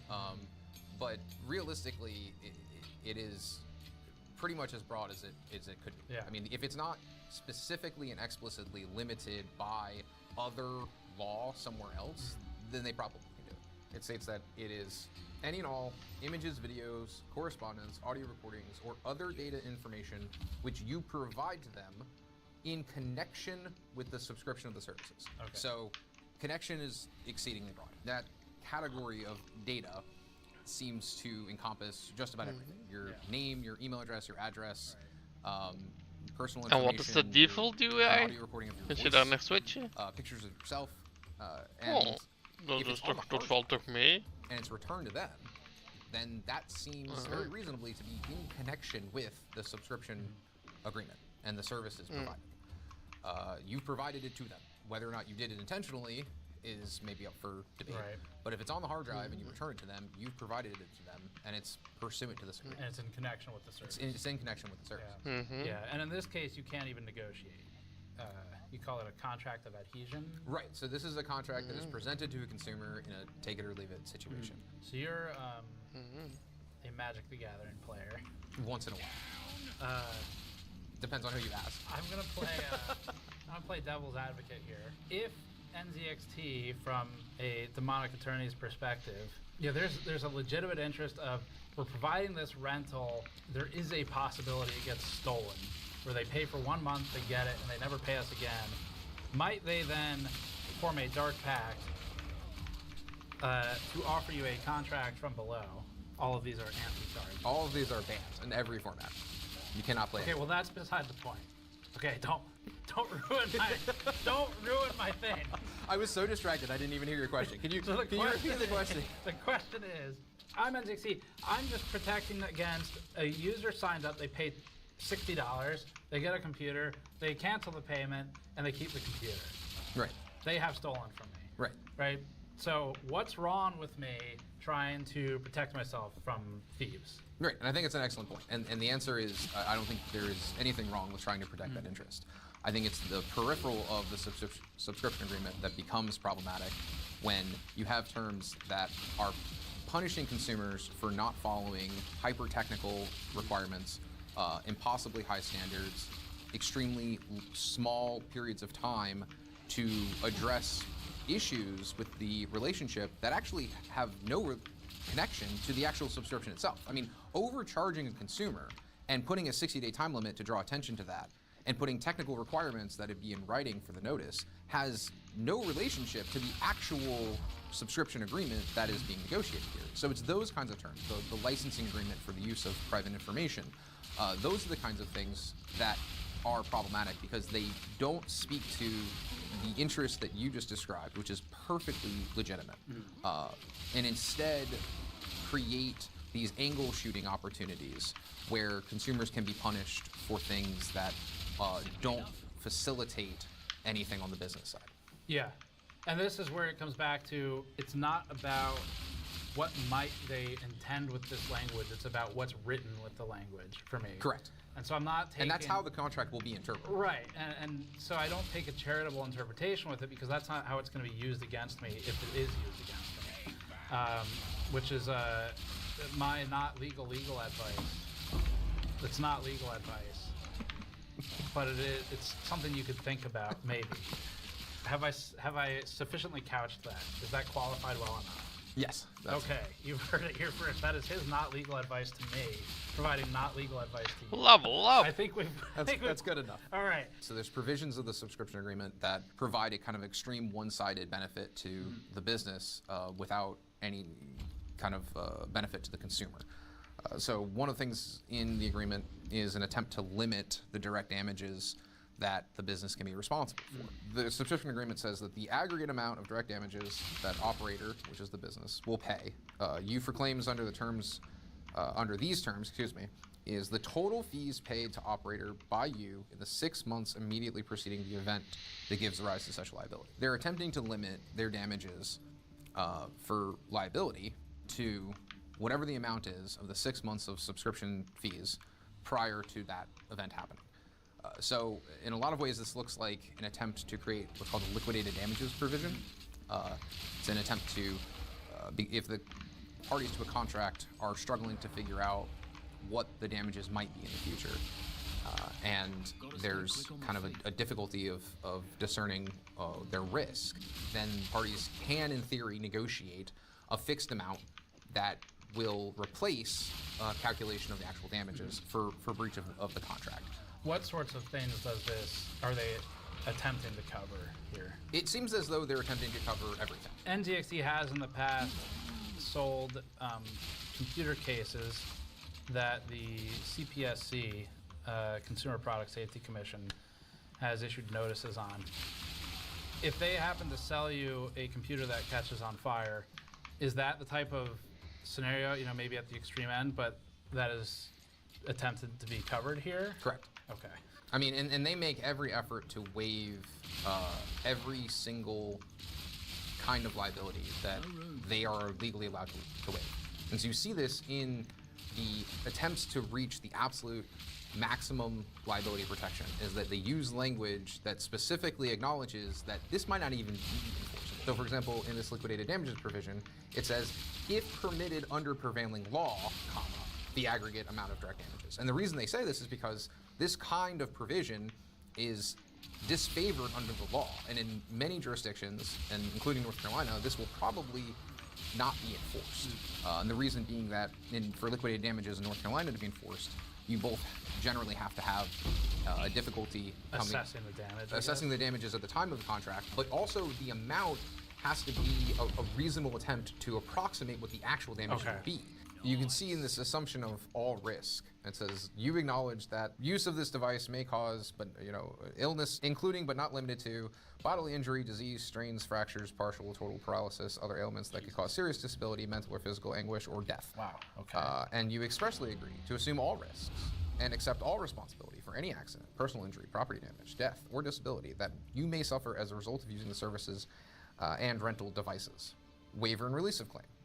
You hereby expressly agree to waive and release operator and service providers from any and all claims, including those in contract, which is what this agreement is. Yeah. Tort, including negligence, statutory and or other grounds, including without limitation claims for relating to any accident, personal injury, property damage, death, or disability that you may suffer as a result of using our services or products. So, again, is all of this enforceable? Potentially not. Will they attempt to enforce all of that?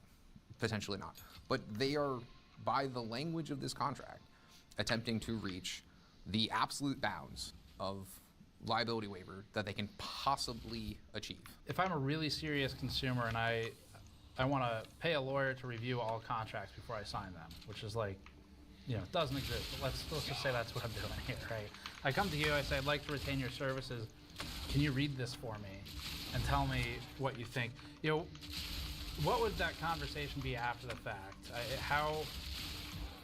What would be your quick recap to me, right, of how you feel about the agreement overall?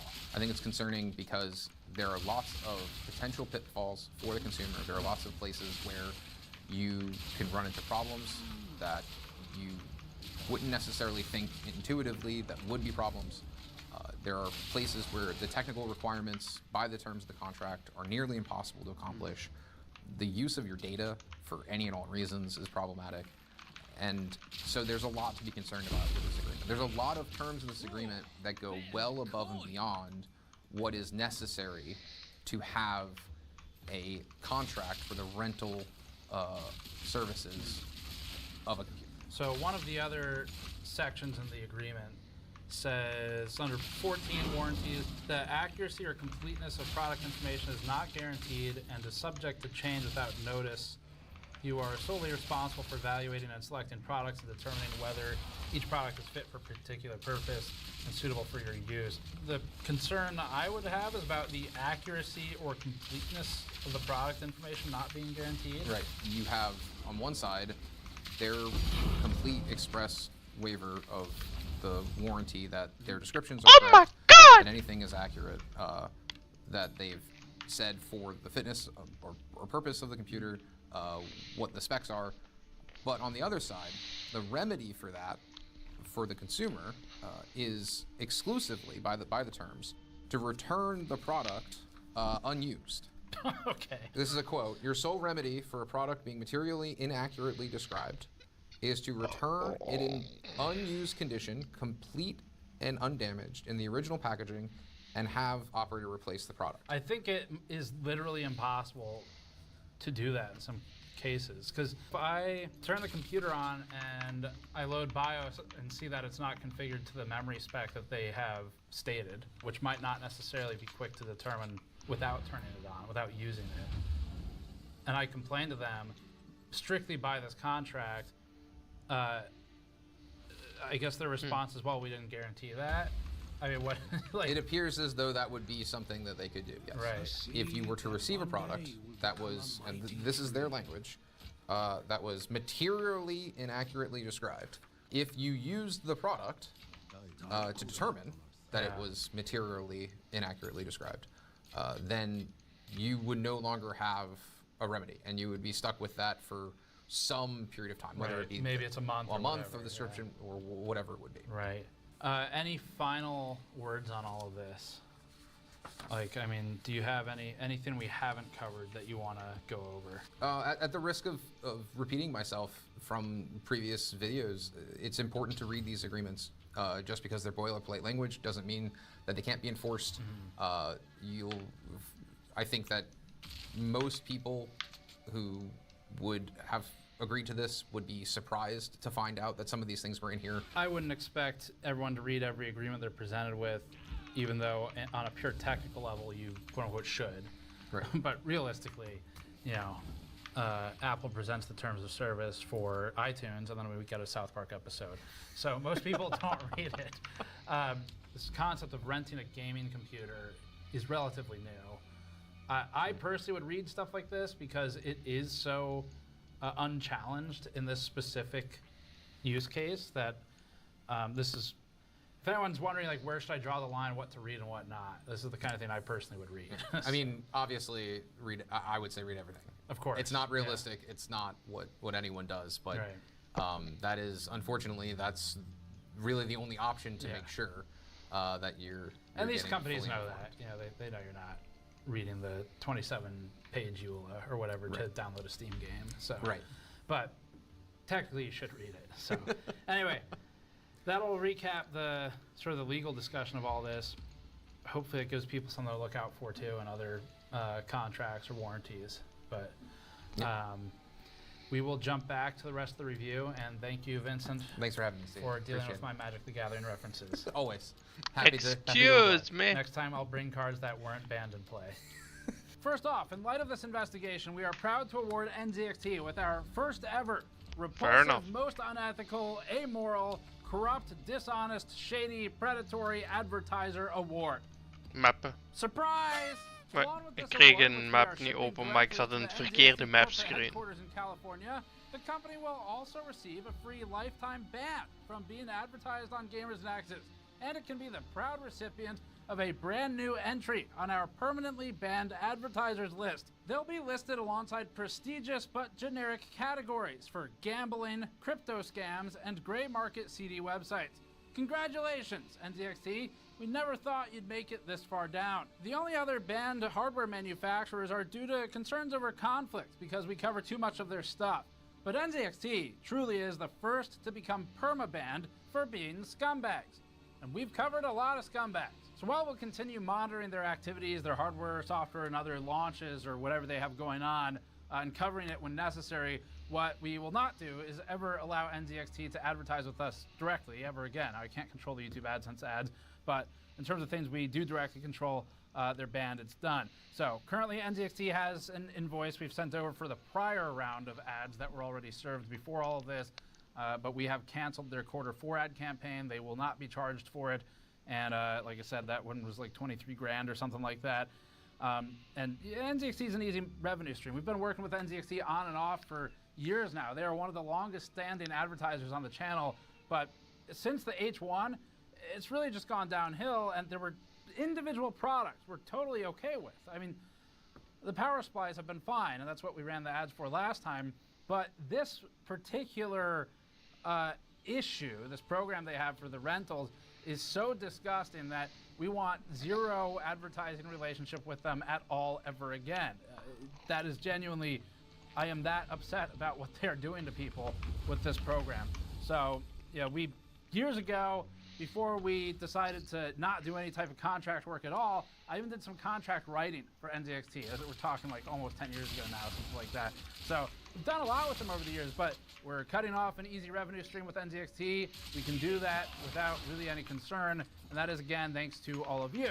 So for those of you who go to the store, store.gamersnexus.net, remember to use code PUCKGamersNexus to get 10% off anything on our store. That includes our soldering and project mats that are extremely heat resistant, our PC building, anti-static mod mats with wiring diagrams and screw tracking grids, and of course our new dice sets, which include the Inductor E-Waste dice, where inductors are embedded within the sharp edge resin dice, and the Snowflake the cat dice, where my cat Snowflake's miniature is in them. They come with boxes and cards. So that's how you can support us. Now, as for NZXT's program, I personally would immediately return the computer and cancel my subscription. NZXT sort of traps you by nature of the program. A rental computer, you set your whole life up on a rental computer, and it makes it harder and harder to cancel a subscription computer the longer you have it, because you're more entrenched in that system, and it's going to be more of a pain in the ass to migrate, especially if you don't even get to keep the drive.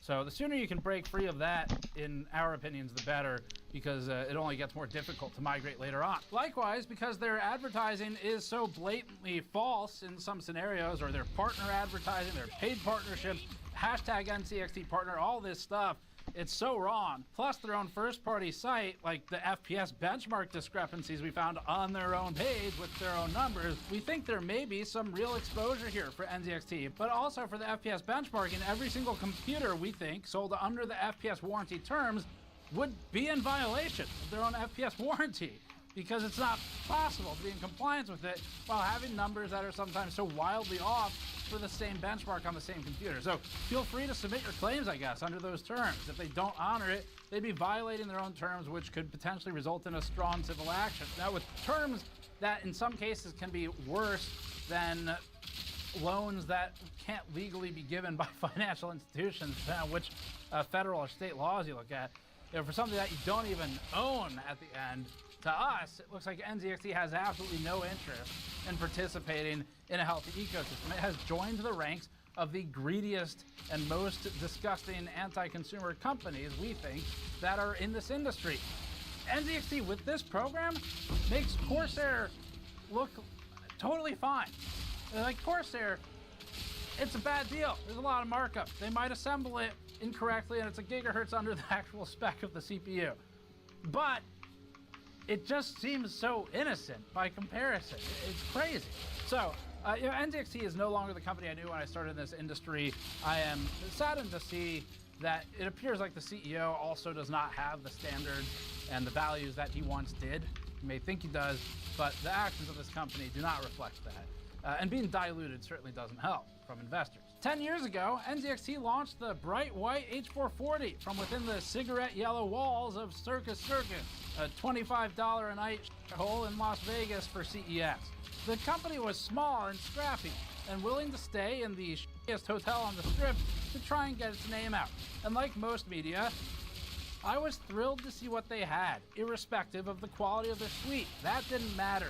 What mattered was what the company was making. And NZXT seems to know that, and that was awesome. I love that scrappy approach to it. That's how I came up in the industry too. I can relate to it. But that NZXT's gone.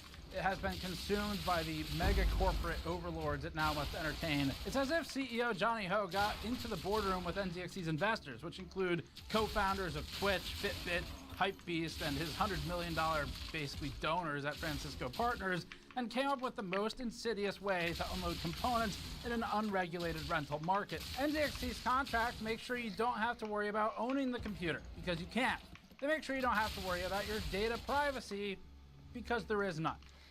And it's the easiest possible path to being able to depreciate some of their old aging components, collect money on it, and if it doesn't come back in some cases, whatever, it's a write-off, sell it to collections, move on, it's old inventory anyway. So the program genuinely is absolutely brilliant in the most evil, draconian ways. It is impressive. So, again, this is the beginning of the end for owning a computer if people allow this to take root and spread. But this video would be a lot different if that's all we had to say about it. and it's not. This program in particular, if that's the future, regardless of whether that's the future or whether it should be the future, whatever, not owning a computer, NZXT's version of that future cannot be allowed to persist and continue because it is such an offense on all fronts, and it is exceedingly predacious. So that's it for this one.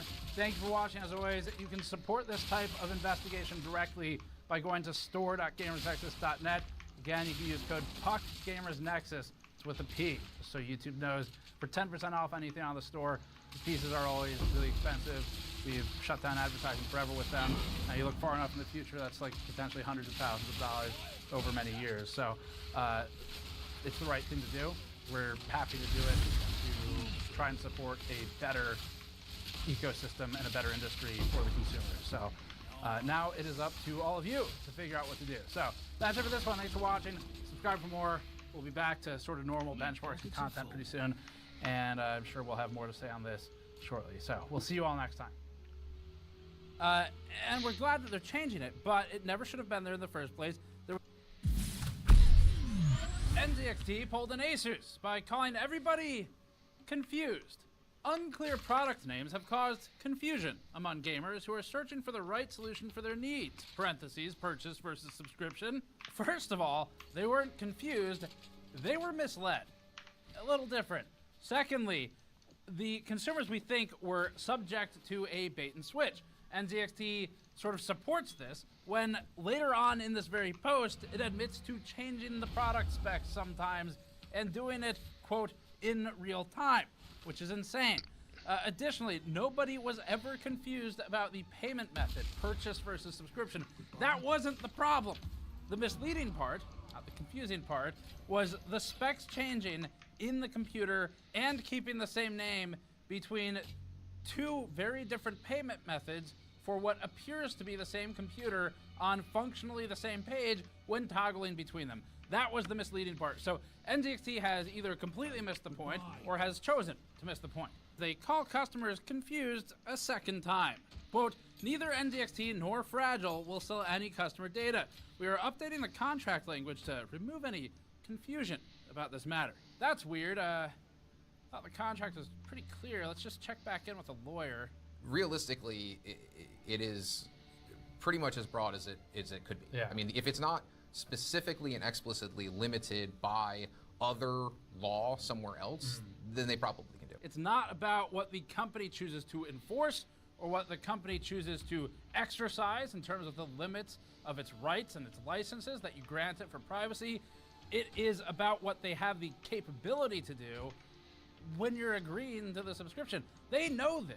If you're not going to use it, take it out of the language. And in the previous version of the contract, it appeared that their rights and their licenses were functionally limitless. And we're glad that they're changing it, but it never should have been there in the first place. There was never any confusion about this matter. It was extremely clear. It is misleading, and it is a distortion of reality to suggest that anybody was confused by this. Figure, like, if I make you sign a crazy waiver that signs away all of your rights to everything, and you get mad, and then I respond with, whoa, I hope there's not any confusion. That's gaslighting. That's what that is. Speaking of, here's who NZXT blames for its problems. I want to acknowledge also that there are ad campaigns out there done that were not factual, didn't represent the actual program, calling out ownership when it really is a rental program. NZXT blaming influencers for going off script sounds familiar. If NZXT tries to come back and say, oh, it's just the affiliates who did this, we have no control over them.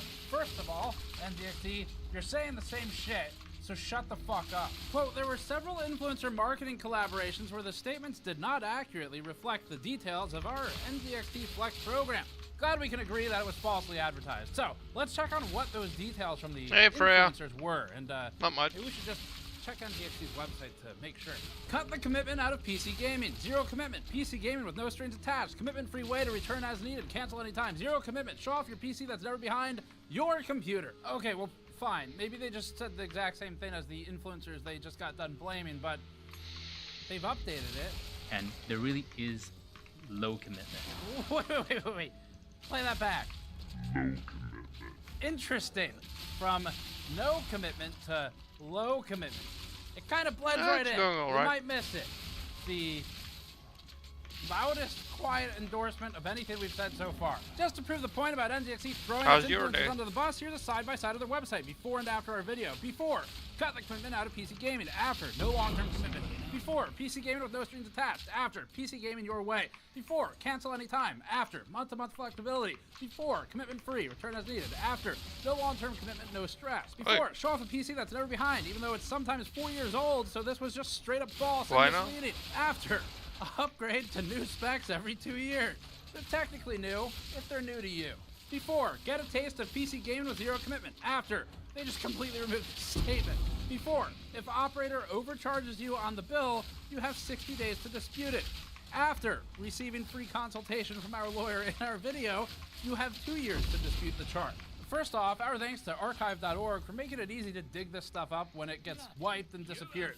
Secondly, NZXT blamed the influencers, so let's just see what the influencers had to say.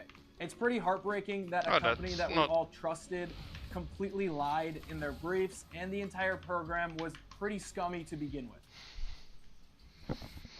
Spider-Man. Pointing. It's the third Spider-Man. And Gamer Nexus knows this, so I'm really confused why he shifted the blame onto the creators when we were all pretty blindsided as well. Honestly, it's pretty scummy.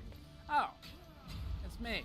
We brought you this video with our 10% off Puck Gamers Nexus coupon code at checkout, still running from Black Friday. And for this weekend only, for every single What's order the we get, favor? we're donating $5 to archive.org because their work keeps companies honest and accountable by keeping an archived record of what the websites display, so you can have proof of what companies change.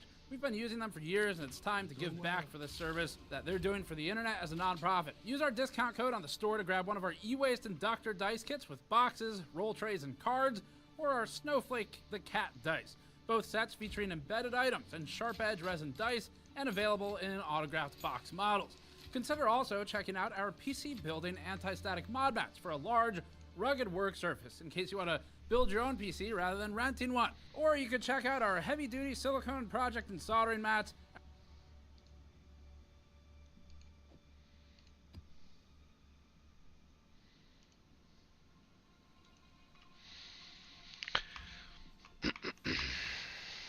I'm not in the business of doing favors for strangers, though.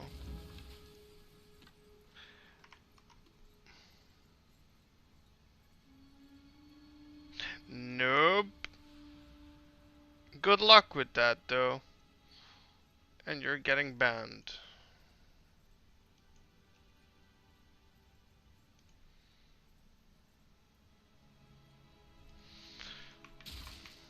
I do not want artists trying to sell shit in my chat. Instant ban. I don't care about your sob story.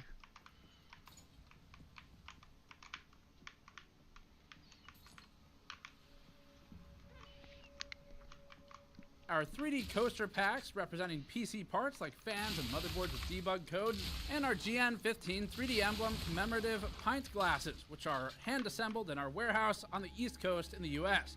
Visit store.gamersnexus.net to support us directly while getting something useful and quality in return, with $5 per order this weekend going to archive.org. Thanks for your support. NZXT has illustrated that we think you cannot take what it says at face value, otherwise we wouldn't be here. Quote, to address this, we've pulled all influencer-led flex advertising and have instituted a more robust creative review process. It is not acceptable for our advertising to communicate things that are not true. Correct. It is also illegal. This is a quote from the FTC, which says it looks especially closely at advertising claims that can affect consumers' pocketbooks and are related to high-tech products and the internet.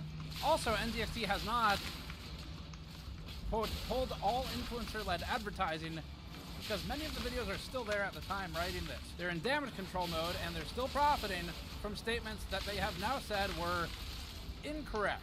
It is inaccurate for them to claim that all influencers advertising has been pulled because in fact, if you remember this guy, and if you think about it, Carter PCs did make a video about it. You could literally get one of these PCs for 1 month and then win a Fortnite tournament or something and have enough money to buy your own PC. he actually had something to say about all of this. A viewer commented on one of his new posts and said, quote, promoting scams. And BlipTech responded and said, facts. Well, at least all of their advertising isn't false. Jesus Christ, where'd that guy come from? A quick recap since our first email. First of all, right after it published, NZXT sent out an email marketing blast noting that its RTX 4090 computer had been restocked. An NZXT pre-built with the 4090 was originally $3,949 when we saw it before Black Friday.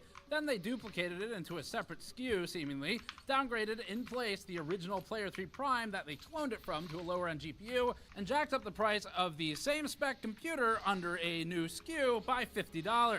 Then on November 31st, they increased the price to $4,099 while brandishing a Cyber Week sale on the product without markdown, a $150 increase from when we saw it before. Not how sales work. Also, again, on that very page, the Affirm payment suggestion is listed as $143 per month, which is cheaper than the $259 per month rental PC, while offering a 4090 instead of a rental 4080 Super, and you own it at the end, and oh, by the way, Affirm is funded by the same venture capital group as Fragile. That's interesting. We'll be talking about that more later. If you'd like to share your own thoughts on that, you can email us at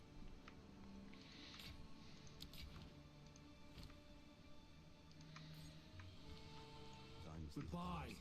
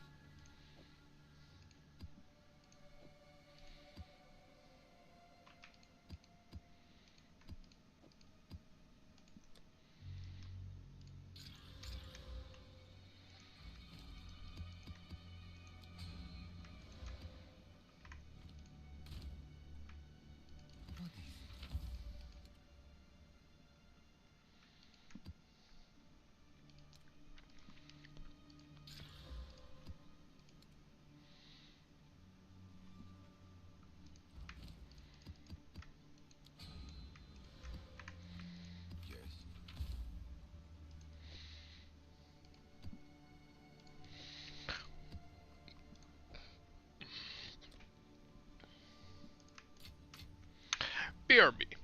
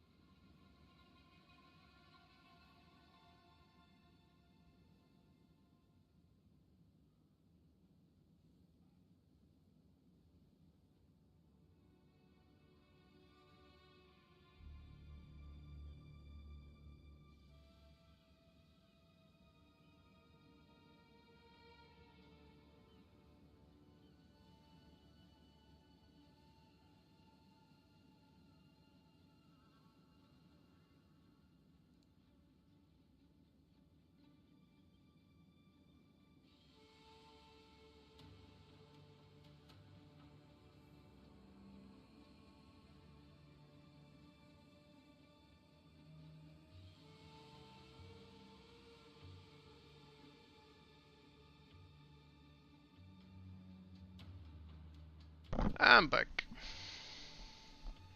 Thank you, thank you.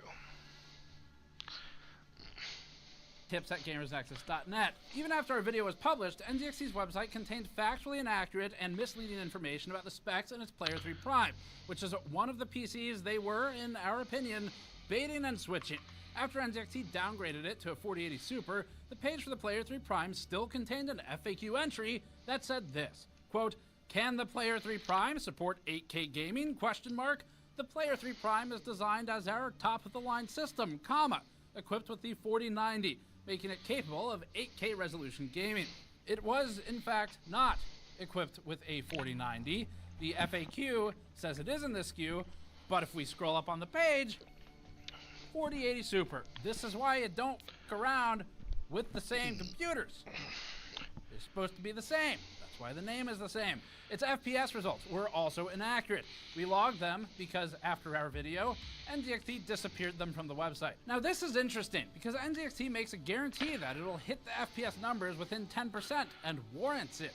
And because of how egregious these discrepancies were, we have them on the screen for you, it would mean that a lot of these PCs would, by default, be outside of a 10% range. Considering their own FPS numbers sometimes have upwards of 50% discrepancies on the same PC build. And while they should remove false claims, though it's ideal to not make them, it does unfortunately make it awfully hard for anyone who might have gotten duped by this to actually verify what was originally stated. Again, if you don't use it, archive.org is great for protecting your rights for that stuff. Quote, each PC comes with a guaranteed minimum frames per second performance. If the system does not perform at that level, the subscriber is eligible for a full PC replacement per our warranty policy. Recently, the data being reflected on product pages was incorrect. We are currently revising processes to ensure accuracy. Do it after you made all the money. Great. So then, 100% of the sales where they admit fault or admit falsely and inaccurately representing the performance would have everyone eligible for a replacement, but that's not good enough. That's sort of the whole problem of this. Warranting a replacement because your computer doesn't hit the spec you claim is not a fix for a thing that you pay for every month. So it should be prorated or refunded. It should not just be replaced. It should be at least prorated to an equivalent performance SKU if they screwed you with something worse. And at least one of those sets of numbers was false. And they were advertising it on that page, plain and simple. We can start kind of a discussion about the difference between a false and misleading advertisement versus kind of fanciful language or puffery. So the difference has a lot to do with the objective versus the subjective perspective of the statement, whether you're making an objective, demonstrable statement that can be verifiable versus if you're just expressing an opinion. Now there is precedent for this. Imagine an ISP telling you that you're getting faster internet than you actually do. You pay for this service for about a year and then realize it. They've been charging you extra for this whole time. And at the end, they just say, oopsies, sorry, we'll increase the rate to what you're supposed to be getting. My bad. Except you don't have to imagine it. That's happened. In 2021, the FTC successfully sued a company for $69 million for this, Frontier. In 2017, the New York Attorney General sued Charter for $174.2 million for failing to deliver its product at the performance advertised. It is not fair to incorrectly advertise a product's performance, sell it on those claims, and profit from it, and then just we'll just replace it if someone notices, especially when your core consumer base for this product probably won't notice. They don't have the tools or the knowledge to even verify it, and this is a disgusting anti-consumer practice that has absolutely no place in this community, which NZXT claims it loves. The money of, probably. NZXT also silently changed its BLD warranty page. Our bot that's scraping NZXT's website every hour spotted this one for us before. Quote, the performance measurements provided by CAM will be the only valid measure for purposes of assessing whether your system meets the FPS performance levels specified in the guarantees.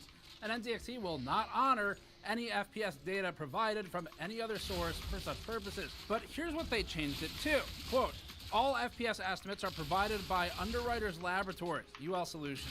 More information on UL Solutions benchmark can be found here. We'd show you what here is, except there's no link.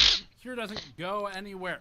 This is amateur hour. NZXT also now doesn't suggest the correct way to even rebut its claims. As for who it's targeting, you can click here. Did it pause the video for you? It doesn't go anywhere. NZXT responded to our assertion that it was targeting children with its advertising by rebutting that you have to be over 18 to buy the computer. You cannot subscribe to Flex unless you're 18 years old. And Flex isn't about ownership. You do not own the PC. Flex also offers upgrades every 2 years, and there really is low commitment. But buried at the very bottom of this very post, you do not own the PC.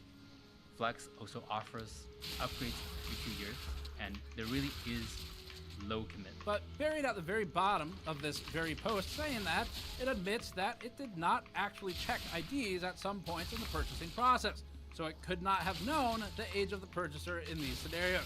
And so this argument falls apart.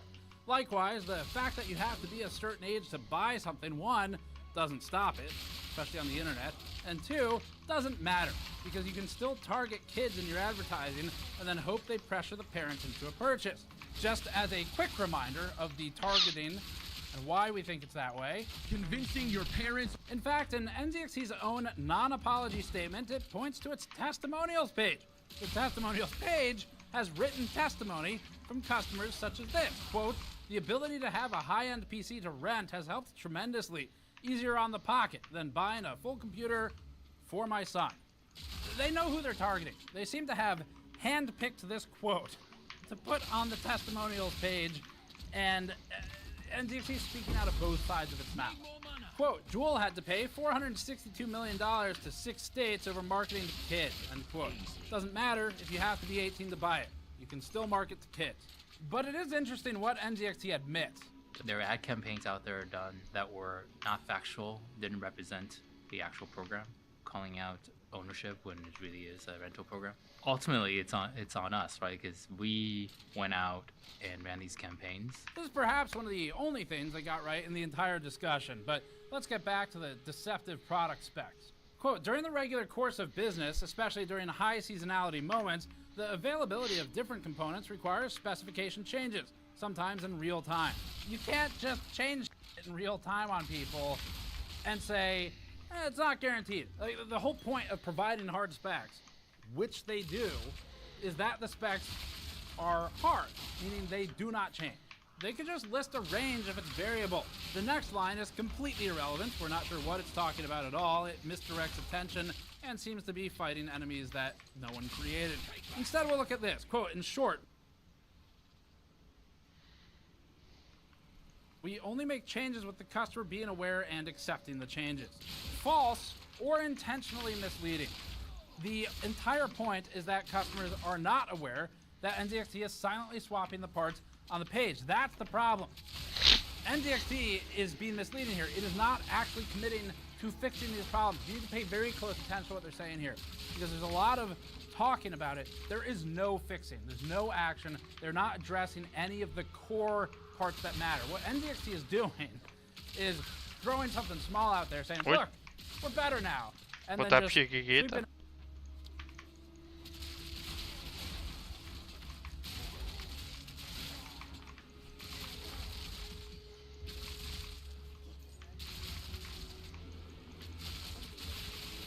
Hash brownies? One of these things is not like the others.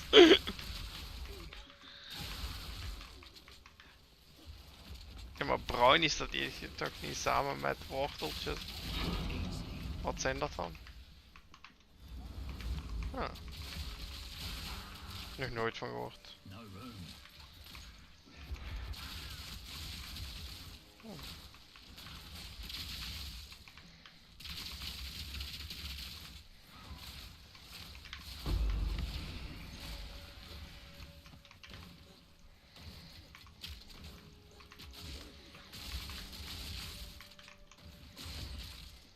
Pockets are full.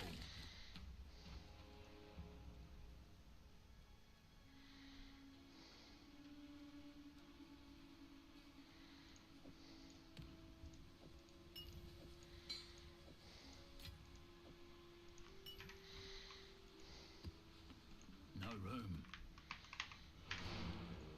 Everything else under the rug. That's what we think. So the fact that NZXT misrepresented its product even after its statement as having a 4090 when it still had a 4080 Super, which is what we saw on that page the night the statement was posted, by the way, when I saw that discrepancy. That seemingly indicates that even NZXT can't keep up with its own specs changes.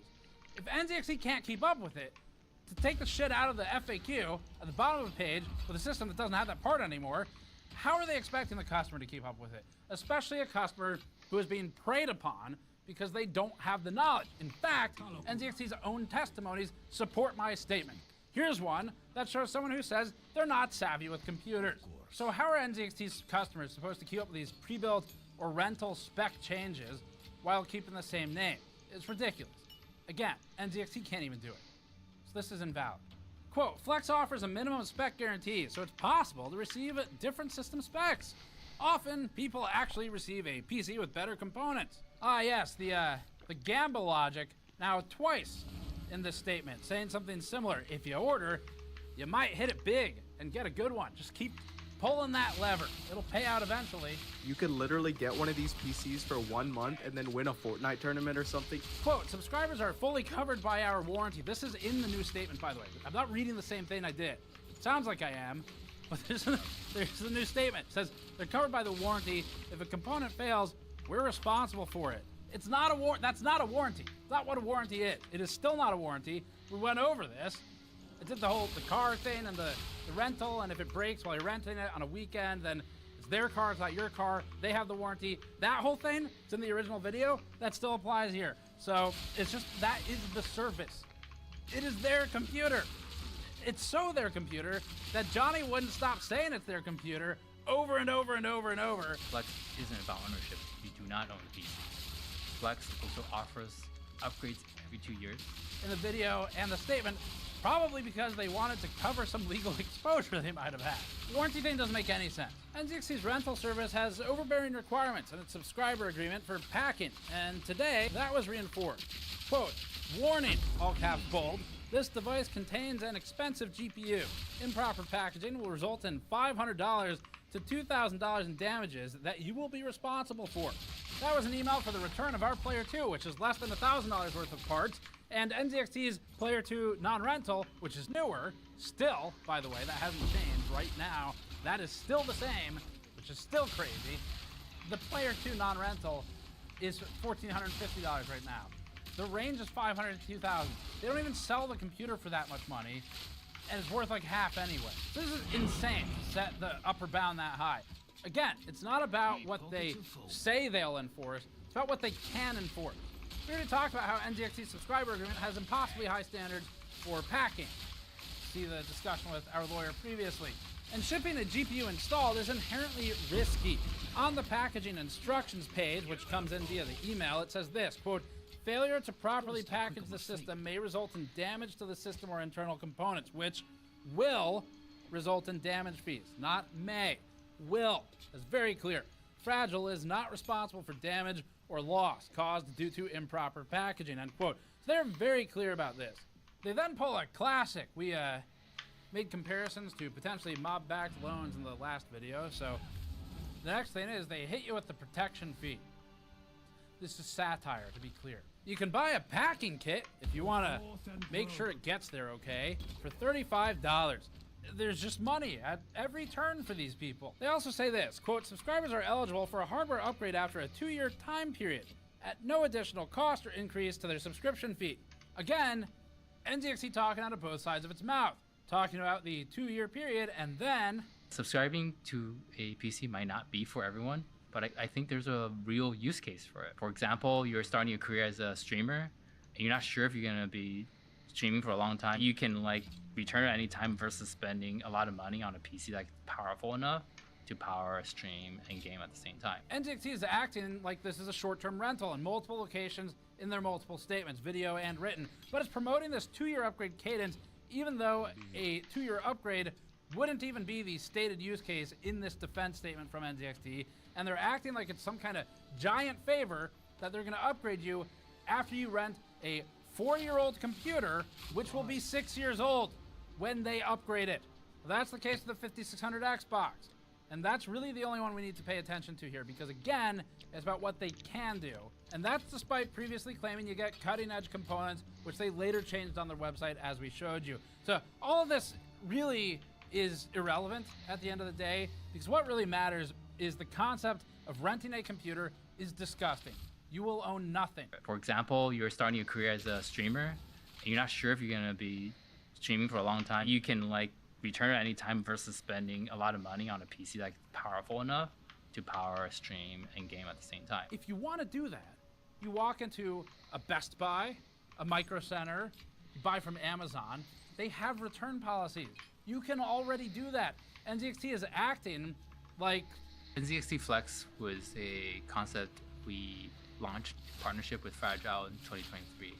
Beyond pre-build, beyond building a PC easier, spent a lot of time just thinking about how do we continue to make this thing easier. And one of the ideas we've actually had for a long time was this idea of a subscription-based PC. And yet, to rent an NZXT system, we just checked this after our video went up, and now, as of after the video, when we most recently checked, you have to upload an ID.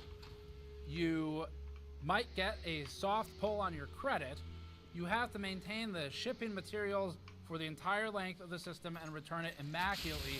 And you better hope nothing happens to that thing, because there's language everywhere about how you're gonna get fucked if it gets damaged or lost in the process.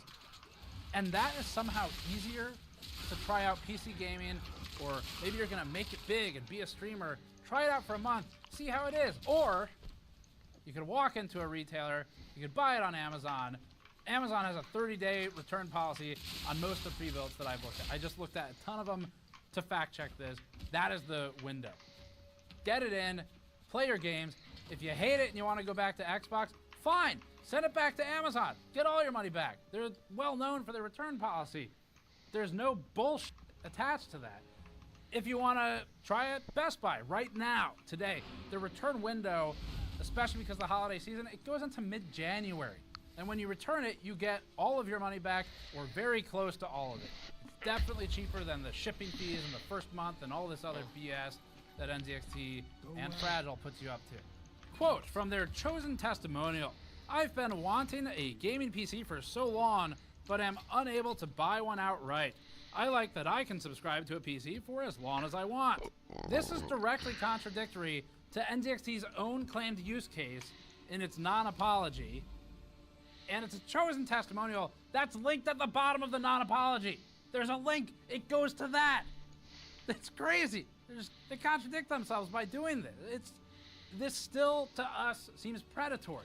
That opinion has not changed. Look, we don't even like GeForce Now, but if you want to try gaming on the cheap, you could just go subscribe to that for $0 a month and play it through basically any old computer and watch some ads. If you have $10 a month, you can get what they say is 1440p gaming. At $20, you get a guaranteed RTX 4080 class card. NZXT's system containing an RTX 4080, or the closest thing to it, was $259 a month. It is over 10 times what NVIDIA is charging for that class of computer for gaming for a month. NVIDIA, did I say that? Like, they're more expensive than NVIDIA. Now, as for the privacy concerns, I guess NZXT is making good use of that non-revocable perpetual right to use my data any way they see fit, like when Johnny revealed the type of credit card I used in this interview. Fragile process that, and when we looked into the reason why I got put, and again, this is not an excuse, this is because it was like an Amex card, and they're like... So we think NZXT's CEO and the company have failed to take accountability. They have failed to take this opportunity to do something good. They could have tried to regain some of the consumer confidence. They could have tried to turn this program around, maybe do something with it, get rid of it altogether. What they did was effectively gall. That's what they accomplished with this. An NZXT CEO, just like he failed with the H1 fire hazard to take accountability. Unfortunately, what happened was, I think the media took it as, there was a media outlet that took it and then kind of like really blew it up and framed it as NZXT wasn't doing enough. Has done it again. That's the CEO 2 years ago in an interview that flew under my radar until yesterday, where it has about 200 views or so, and where the CEO is talking about how we overreacted for escalating his computer that might kill somebody to the federal government because they weren't moving fast enough. They weren't treating it with the respect it deserved. And as a reminder, NZXT's response to that situation was so bad that we permanently changed our terms of engagement with companies and published a page that explains how we handle it. And that's because when we tried to alert NZXT, we felt they subverted us, they tried to get in front of us, and it felt like NZXT's objective was not getting the product to be safe and was not notifying the customers in an adequate and to us acceptable fashion. Instead, NZXT went into damage control mode. And we thought they had finally started turning the ship around in the last years, and we were wrong. NZXT has not turned it around. They have turned it into the worst possible direction. So if that was how NZXT was going to respond when a computer case could feasibly kill somebody, burn their house down, however small the chance may be, it was a design-level defect. It was not just some one-off. It could happen to any of those risers that we tested and demonstrated. This wasn't like maybe it happens, maybe it doesn't. It was a here's the scenario where it will happen. That's how bad that situation was. We have a whole series on it. You can watch it. And that was the response to it after the fact, like a year later or something. And again, I didn't even see it until recently. And that just really helped me understand what NZXT's objectives are, and what it cares about, and how incapable it appears to be of doing the right thing and accepting accountability for something like this. This is baffling, and at the end of the day, what really matters is, regardless of NZXT and their place in this, and Fragile, whom they are seemingly trying to distance themselves from as if they're not partners in this bullshit, the two of them together, this program has no place. Its target audience, again, appears to be broke, vulnerable people, and people who have bad credit, no money for a purchase, or kids who are begging their parents for a computer, as we saw in NZXT's own testimonials on their own website. I'm not guessing. That's what NZXT chooses to show on its website. And renting a computer is unfathomably bad value the way NZXT has set it up. It is a trap into an ecosystem that is difficult to escape. It's not easy to pick your life up off a computer and move it somewhere else, especially if you don't have another computer. So that's kind of the whole thing. NZXT's response does nothing to solve any of this. This is not remedied. We stand completely by our original reporting and everything we said in it. You can watch that content if you'd like to learn more. And I have a message to these creators too, especially the ones who seemed upset that we blew the doors open on this. Gamer Nexus did a really good job exposing NZXT, but he definitely shifted the blame on all the creators when we were just as blindsided as all the consumers. You are responsible for doing your own vetting. It's not my job to do your homework. But we've received a number of very concerning tips from NZXT's former employees, its current and former customers, its partners, and we've begun to receive tips about Fragile as well. And that is a whole other story that we'll get into. It's going to take some time to put it together. It's not going to be the immediate future, but it's on the radar now. So if you would like to supply information safely about any of these topics, you're a customer, you're an employee or a former employee, or you know something about NZXT's partners that we should know, in addition to the other people who've already emailed us about them, then you can send us tips to tips, T-I-P-S, at gamersnexus.net. I will personally look at those, read them, and vet them. I'm trained in handling data that is sensitive and protecting sources, and you can send your stuff there. If I want to use it, I'll let you know, and we'll talk about it. So it's as simple as that. Throw NZXT or Fragile or whatever in the title so I can find it easily, but there's already a mountain I got to go through, so it's going to take some time. I don't really have anything else to say about this. NZXT has failed. This response was awful. They remain banned, and they will forever until the day I retire. So thank you for watching. Subscribe for more. Use code PUCKGamersNexus for 10% off on the store, and again, for this weekend, we are doing $5 per order to archive.org because my gratitude to them for making this piece possible when stuff was changing rapidly until I set up bots because it was that bad. So shout out to Wendell for the help. Thanks for watching. We'll see you all next time.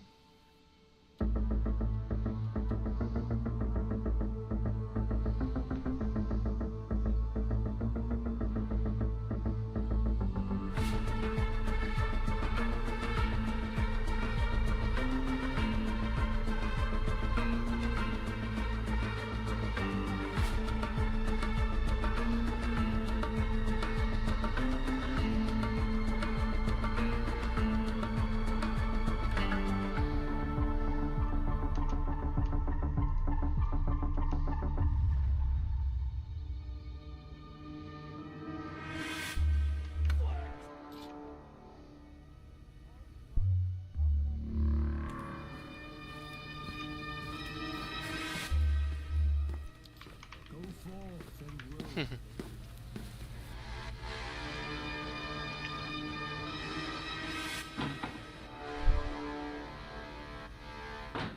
own Endgame on a PC starting at $59 and get 2 years.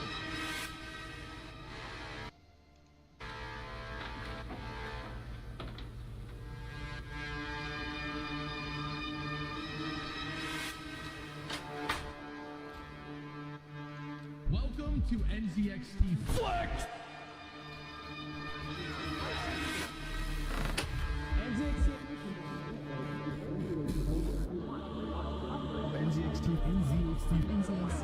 Windows Slate Tab.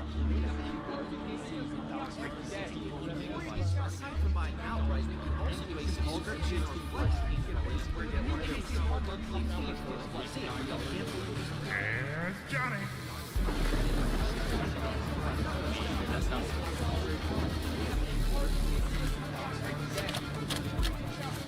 You could literally get one of these PCs for 1 month and then win a Fortnite tournament or something and have enough money to buy your own PC. We brought you this video with the new limited edition 2024 Disappointment PC t-shirt on store.gamersnexus.net. Like a band tour date shirt of never-ending disappointment, this shirt features a brand new design approach for us. It uses a dithered dot pattern at the bottom of a waterfall of green oxidation on the front for fading effect, just like how Intel CPUs are faded. The back of the shirt has each of the major disappointments this year, including a CPU-shaped 0 in 2024. Intel makes multiple appearances this time, with EK, Asus, and NZXT as runners-up. The front features a reprised FE hourglass design, this time broken, filled with rust and oxidation, and helmed by Intel's nightmarish CPU disaster.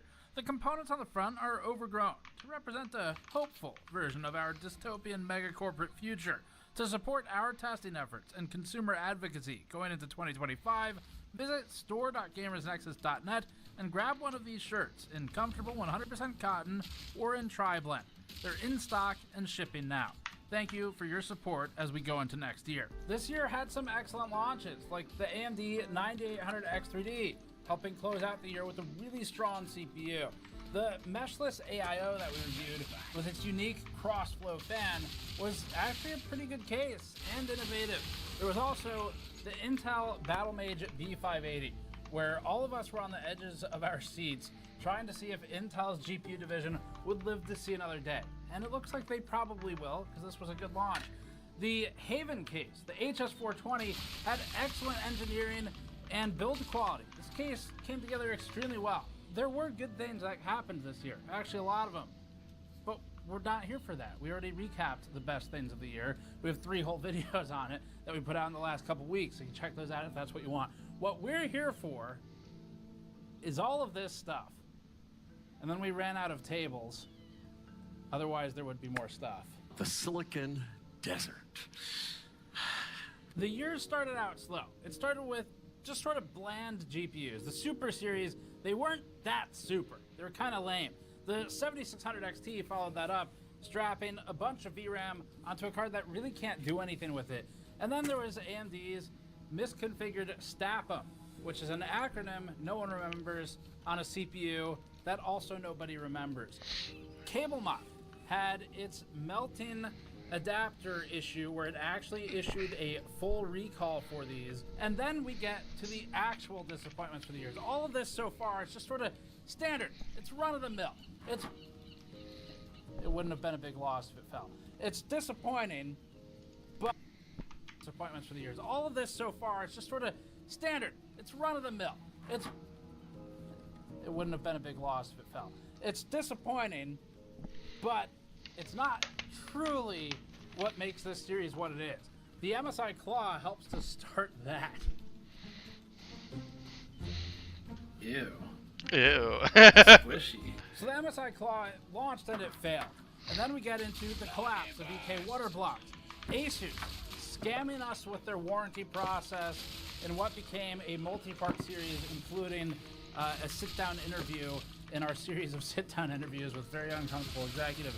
And then the Intel instability issues on the 13th and 14th gen really started blowing up, with some of Wendell's investigative work kicking that off. Here's Johnny.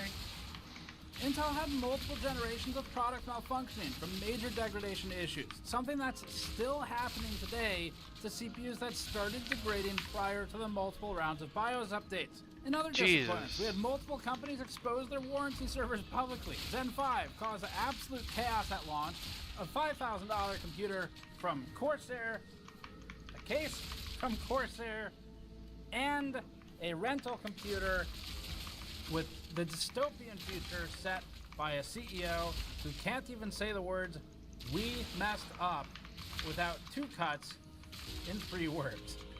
I want to acknowledge that we messed up. But ultimately, the big name executives think they set the stage for what's going to be talked about. So let's just see what they thought we'd be talking about for this year. AI, AI, AI, AI, AI, AI, AI, AI, AI, AI, AI, AI, AI, AI, AI, AI, AI, AI. Wow! We'll start the recap with NVIDIA, which hopefully won't disappoint us this January. But for 2024, they did. The Super Series started us off, and looking back at the year in its entirety, somehow these cards, they no longer seem quite as disappointing as some of the other launches. Lame, yes, and in that sense, by extension, disappointing, but not quite as bad as what we'll get to later. The 40 Super Series in general is sort of best summed up by, what was that word we used in our review? Meh. But it was so boring and lame that in our 4080 Super review, we didn't even publish individual game charts for the benchmarks. We published this chart showing the 4080 versus the 4080 Super, telling you, unlike NVIDIA and AMD with the RX 7600 XT launch, we're not going to waste anyone's time with bullshit today. The answer is 1 to 3%. We spent 20 hours testing and validating that behavior, and now we can produce our 1-sentence review, which is 1 to 3% better. The 4070 Super joined the 4070 in what turned out to be a little bit of a confusing launch. Both of them existed at the same time, but it was the least lame of the 3. And actually, some of our for fuck's sake, up the best. This commenter wrote, quote, "Pretty good specs for a $400 GPU." It is $400, right?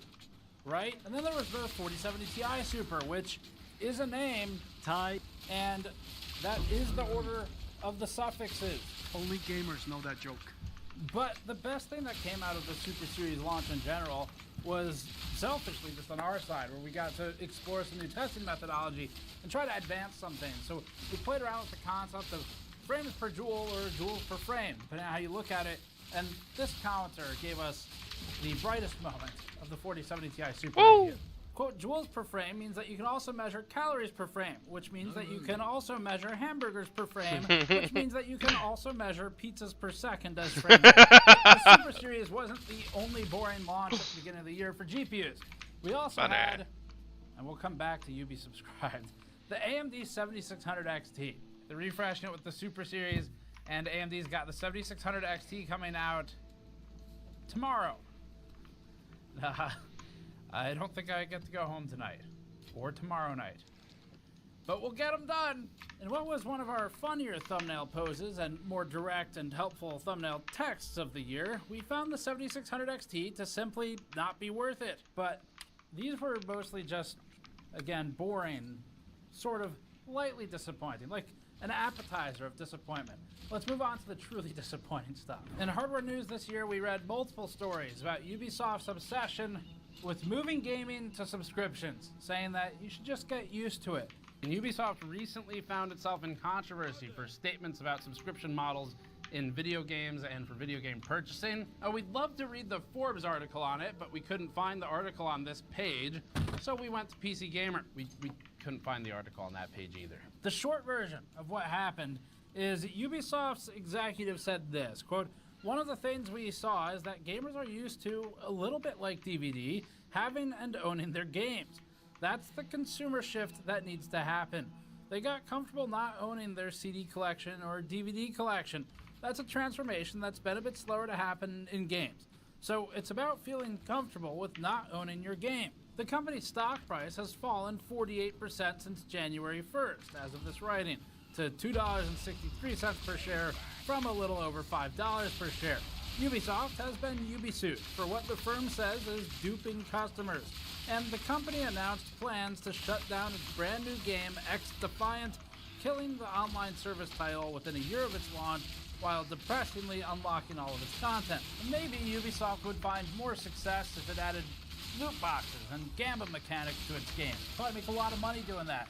But now we move to the real hardware stories, which will skip a few and jump to the MSI Claw. When it first was launching, we had asked for a review sample only because it wasn't available yet in the US. And MSI said sure, no problem, and then it later said, actually, we won't be able to get one to you for a few months. We're not entitled to review samples, that's totally fine. So I replied and said, no problem, we'll go to Taiwan and buy one.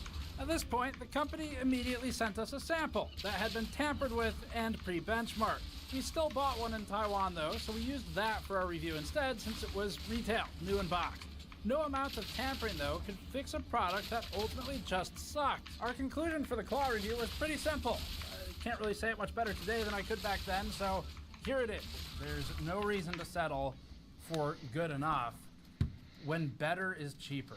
The Claw was an impressive feat of inadequacy. Not only was Intel's GPU solution half-baked and its drivers buggy, but MSI's software was broken and unresponsive. Its $800 price tag also made it instantly uncompetitive against a market filled with good handheld gaming solutions that had better performance, better battery life, more stability, and better prices. In no world would that Claw have ever made sense. And what made it funnier was when I did buy one in Taiwan and when the store clerk couldn't understand why I possibly would want an MSI Claw. 在这里很多人买这个吗？你今天听说过这个吗？有听过，有 OK 看过，但没有看到有人买过。You are frozen. One of our viewer comments summed it up appropriately and said this: store clerk, why would you buy one? My job is to become disappointed. Accurate. The EK story this year was wild. It was one of the biggest investigations we've ever done. They appear both in April for EK's collapse and in September for EK going downhill. And there was like one in the middle somewhere. But EK, the story started out as the company not paying its contractors or suppliers, to which the company effectively responded, basically, well, yes, that's true, but we do pay our employees. And then it stopped paying them too. EK also held threats of jail time over people's heads for talking about not being paid. And the deeper we dug into the EK story, the more intriguing it was. We made this actual red-strained map and eventually found a number of questionable ties and seemingly endless drains on resources to friends of EK executives rather than paying its own staff or suppliers. EK's bank accounts were more recently frozen, with the Slovenian government stepping in to ensure employees were actually paid. And more recently, EK's Edvard Koenig posted a video saying, no, seriously, this time we've fixed it. At EK, our mission has always been to serve our community, our loyal customers, B2B partners, and suppliers with integrity. I don't know, maybe they sprayed perfume on the rotting fish head or something, but they say they've fixed it. And EK's former CEO of EK Americas, Kat Silverstein, has since departed EK Americas and gone to form Bits Power Americas. Good. Maybe we'll follow that one up later. And then we get to Asus scamming us when we were trying to use their warranty this year. We weren't even trying to nail them for anything, they just sort of did it themselves. We accidentally discovered that Asus was claiming customer-induced damage, or CID, for things as small as a literal microscopic pinhole of so-called damage on devices. And then it would use that to charge customers for repairs which would be totally unrelated, so that they could then get money even though they should be fulfilling a warranty. In our situation, Asus demanded that we pay nearly $200 for a defect that is covered under warranty and is caused by Asus because... What? Where is it? There it is. Because of this. Can you see it? If I could just have, I'll hold it really steady. If I could just have the editors zoom in like 10,000x in post, and you still can't see it.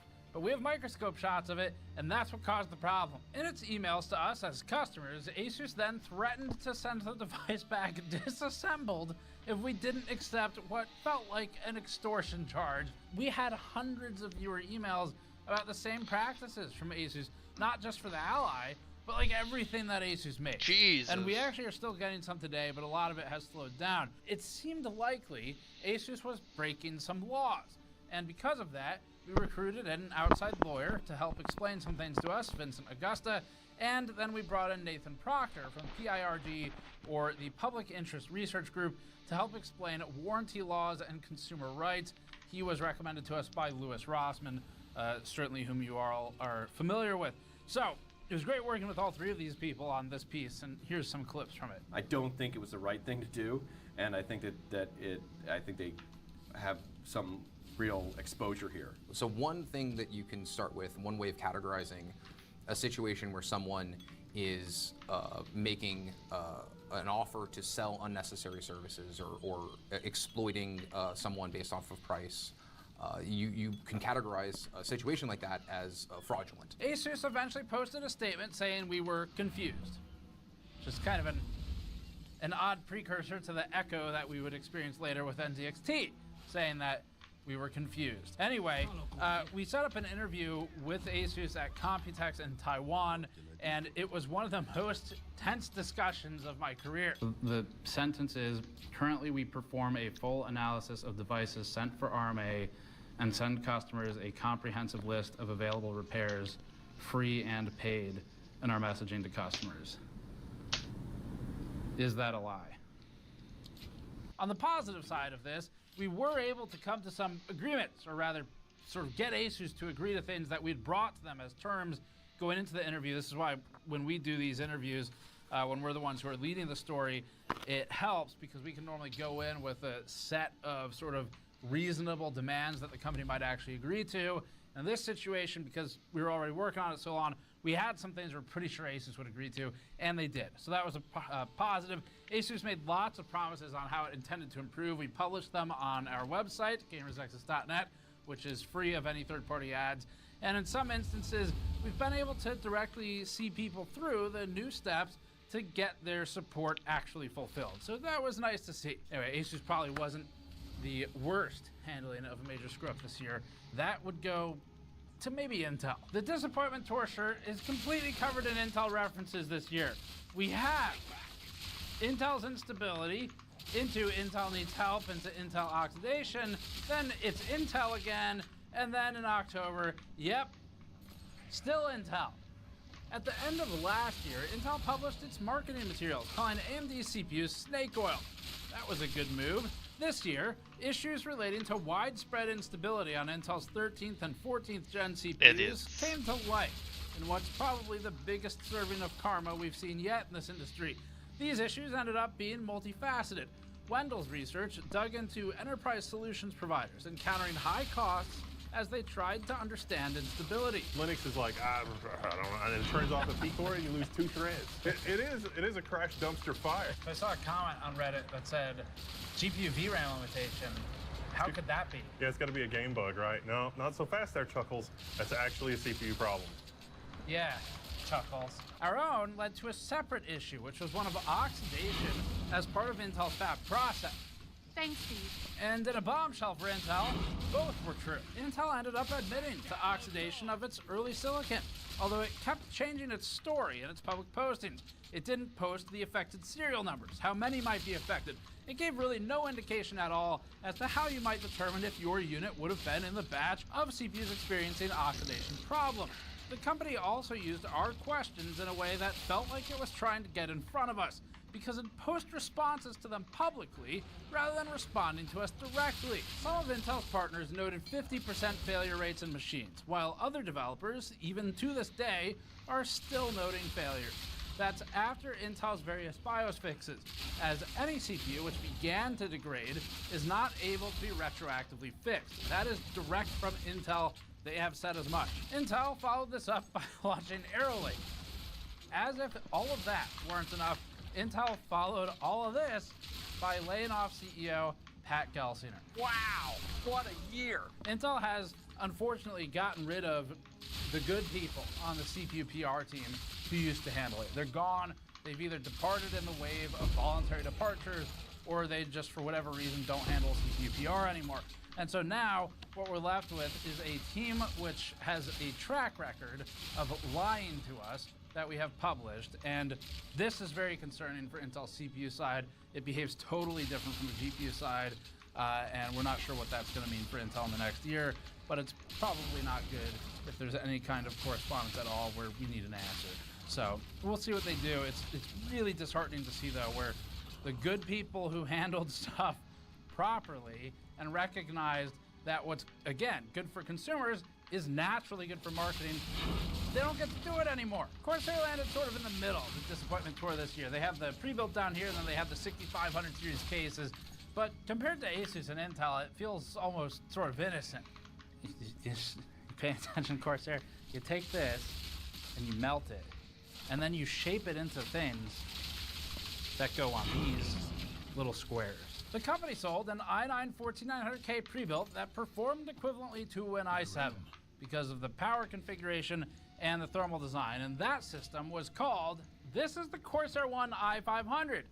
It's terrible. Unfortunately, and this is why this section's short, just a couple weeks ago, Corsair sent out a statement to us saying how they're fixing or planning to fix this problem and what their steps are long-term and short-term. And those included full refund options for people who bought the system and partial refund options for people who want to apply basically a lower power setting but still keep the system, and because you're running at lower than what was sort of advertised, they're giving a rebate. Corsair also launched the 6500 series of cases this year, which unfortunately exhibited a major lack of attention to detail, bolted on afterthoughts, and flimsy panels that didn't reflect the quality of a case selling for over $200. And so it wasn't a great year for Corsair, but again, you look at these shortcomings like, oh, it's just the hardware that sucks.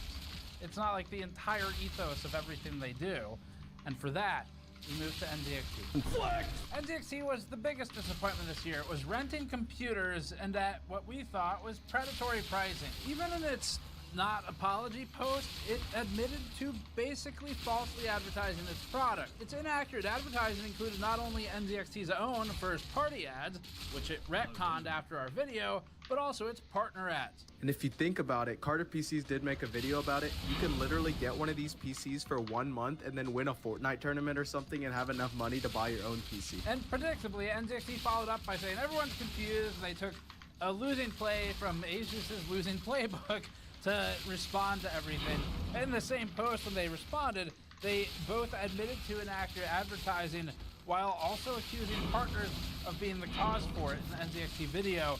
And despite NZXT making the same statements on its own website that it later changed after we published, it was trying to sort of, it seemed like, push it off on these random influencers. And we had actually preempted this in what became our most replayed clip of the year. If NZXT tries to come back and say, oh, it's just the affiliates who did this, we have no control over them. First of all, NZXT, you're saying the same shit, so shut the fuck up. To top it all off, the building we filmed in front of for the beginning of that video was driven into by not one, but 2 cars within about 24 hours of us filming there. And first of all, that was before our video went up. Secondly, it wasn't me.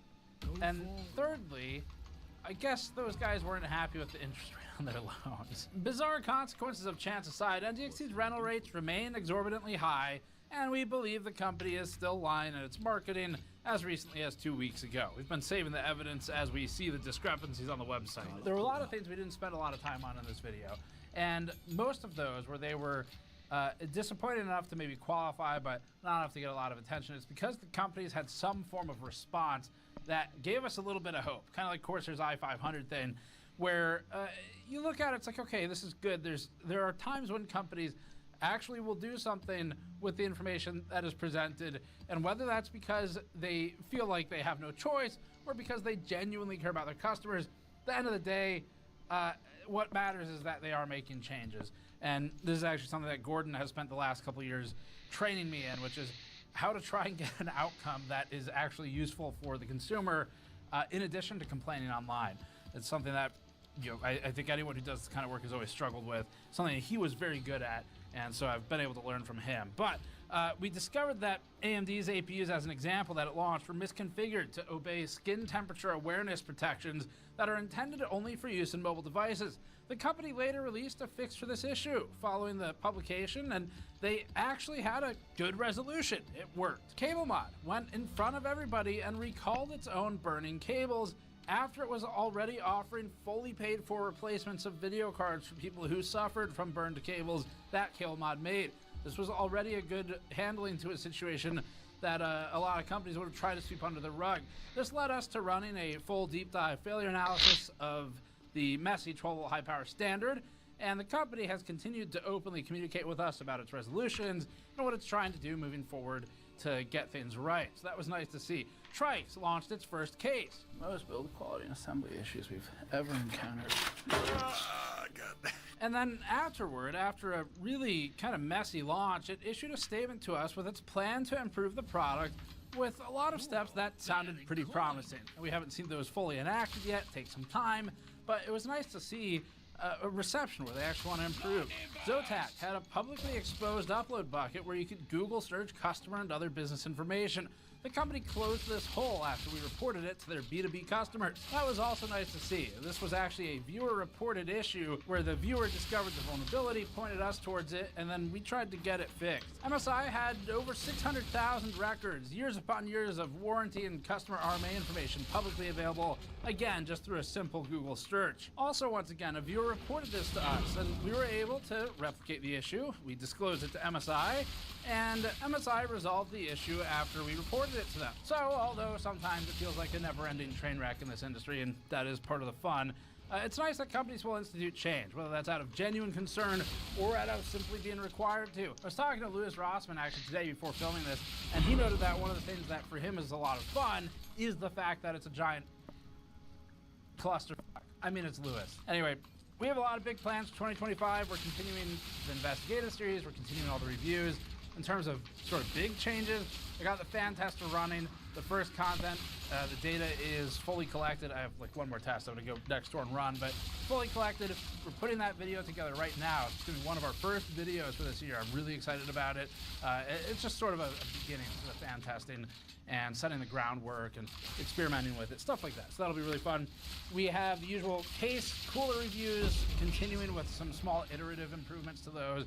We just relaunched all that testing last year, so not a major overhaul, but the sort of ongoing improvement. And then GPU reviews got a massive overhaul just recently for ARC, and we're deploying that for the 50 series when it launches, and whatever else is coming out, maybe RDNA 4 or something. So, and then finally, we're going to keep publishing our video stuff in written format to the website. So if you ever want to just go see something archivally, you don't want to dig through YouTube, then you can check out gamersnexus.net.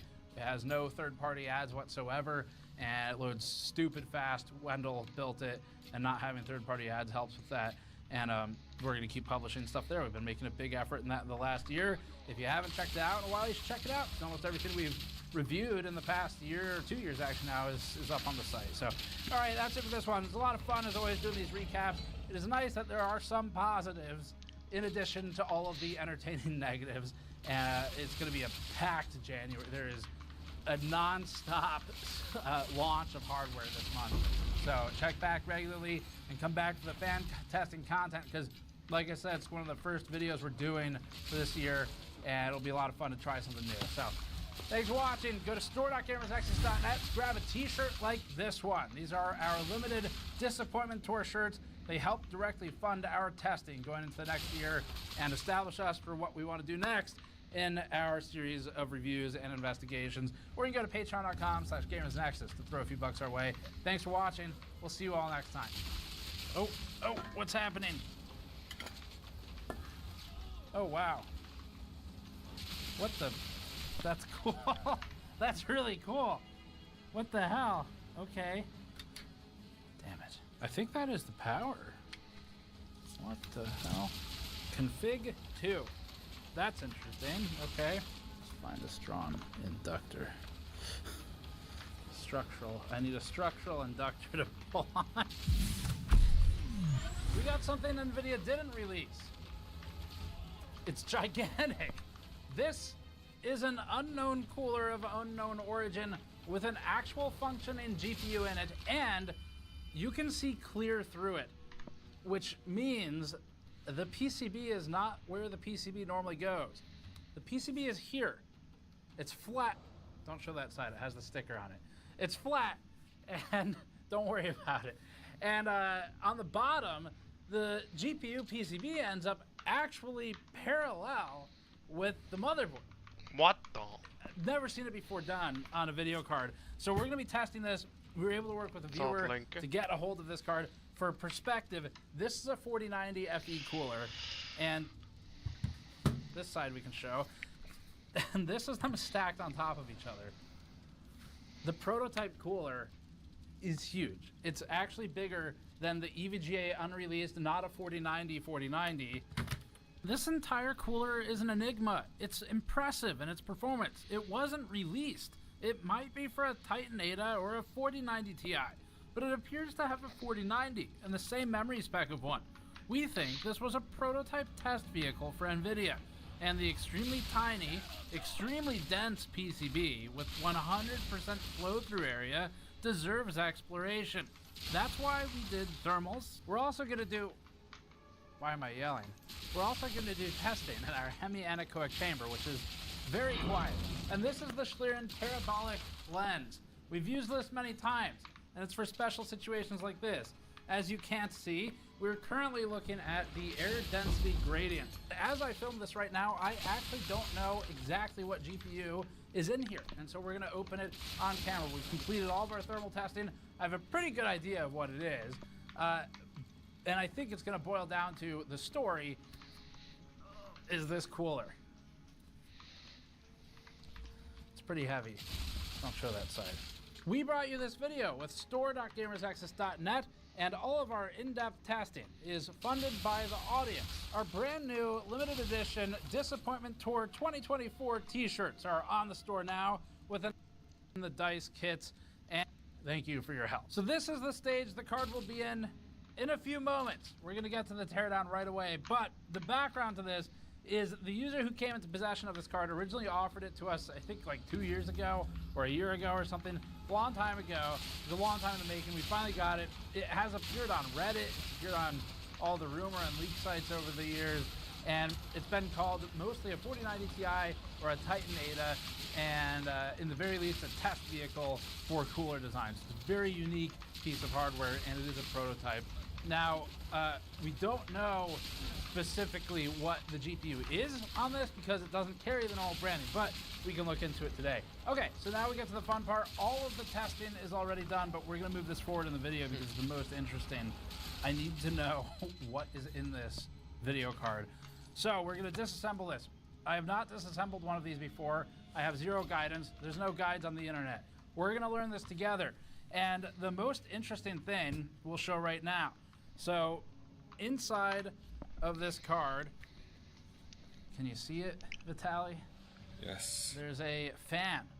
And so there's this fan, and then there's the fan on the back here on the rear, but also and then there's a central fan, which is really interesting.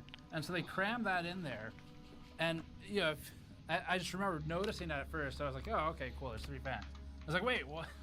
Where's the PCB? Here, it's flat. And so I think it probably stops about here. It connects to this. The PCIe slot is actually metal, so it's not just PCB, which is really interesting. And I think that's probably because they have to make a turn. They're making like a 90-degree turn or something from the flat PCB on the bottom. It's just a piece of metal, and then it's got the gold pins on it. So really unique design. Let's do an exterior walk around of this thing before I take it apart. Just for reference, this doesn't have a PCB in it right now. The thickness of the FE is about 60 millimeters, and the thickness of this card, oh my god, is 80 millimeters. This is 20 millimeters thicker. It's one more slot, which you can see here, where it's got this 4 full slot PCIe bracket, which is going to give it some crazy rigidity, at least at the back of the case. And then we'll do the fan measurements too. I think those might be, are they identical? Let's see. That's about 110 mil, same diameter fans. So it's got a single 12 volt high power, it's a 16 pin. There's some damage on it, just wear and tear. There is a stamp on it for RTX 4090. which Spoiler? is what I think this is based on GPU Good luck. Z and based on the power behavior, but we can't really know until we fully dismantle it. Another thing I'm noticing is just looking through it, clear through a B-roll shot to be better for this, but there's a ton of heat pipes in there. The top is actually blocked off too, so that is all looks obstructed from here. So it looks like it's just a lot of surface area and air is going straight through, like it shoots out conically or something out the back. So they're going for raw flow through on this. And then on the back, there's a large flow through exit for that fan over there. So, okay, let's try and figure out how the hell to take this apart. Obvious place for screws is here. Now normally these just release the PCIe bracket and nothing actually that interesting. I'm gonna track all these screws on our screw tracking grid pretty carefully this time because if there ends up being a lot of them, I want to make sure this goes back together perfectly. If you want your own mod mat like the one I'm using, you can go to store.gamersnexus.net and grab one for an anti-static work surface and screw tracking grid. We've been selling these since I think 2017 or so, and it's been our most popular tool on the store, so thanks everyone for grabbing one. So I am using a Torx 9 bit for this. Damn it. I was hoping it was going to be some mechanism of pure genius where it's like you can just pull the whole thing straight out of the card like a unibody, but no such luck. I am, however, noticing that this, well, and that. Oh, what's happening? Oh, wow. What the? That's cool. That's really cool. What the hell? Okay, that is pretty crazy. It's just instant access from the PCIe slot. All right, let's look at the heatsink that came off. So this is actual, I mean, it's metal. It's not like plastic BS. They've got what looks like one of those canvasy pads, kind of like what Fuji Poly would sell for the back of the GPU core there. So that pad imprints there, and that'll help pull some heat away from the GPU backside to the plate down here and utilize that surface area. They've got one pad over here for a controller. That's gonna be that one. And we've also got our next screws revealed. This is crazy already. Wow, I'm like actually really interested in this. I wonder if this caused any problems for SSDs or anything in the motherboard. We didn't look at that aspect. Okay. Well, I'm kind of going in blind here. So we've got a fan cable here, and then a cable here that looks like it's going to be LEDs, maybe fan. That's a fan. No, that's LED. That's what that is. It's a two pin.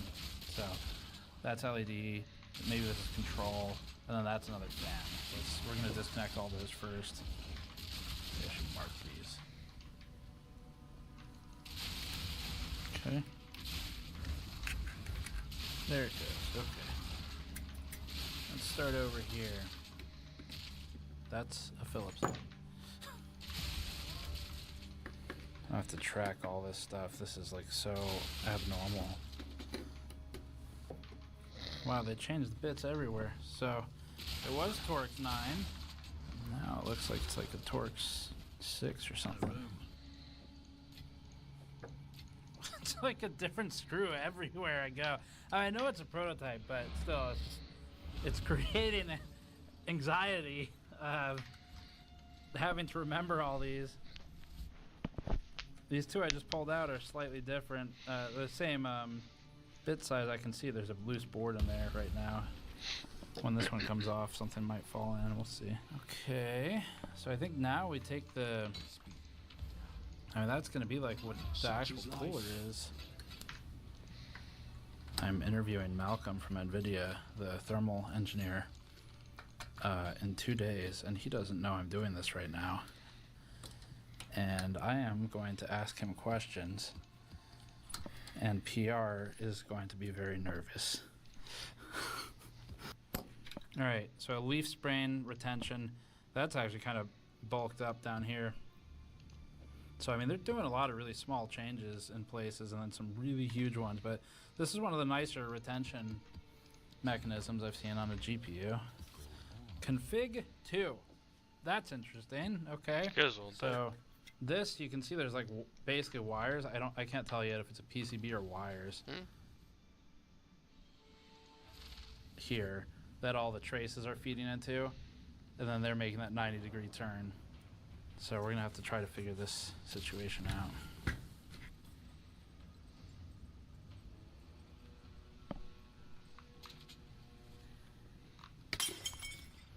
Didn't work. Normally you can kind of push on things to figure out where they give. Oh. Okay. That's promising, so that probably pops up. Nope. Okay, maybe not. Someone was trying to open it here. Like, I'm just realizing I can use the forensics marks they've left for me. This is someone's pry damage, that's what that is. That gives me a little bit of a clue. Either they were completely wrong, or that is where I need to be.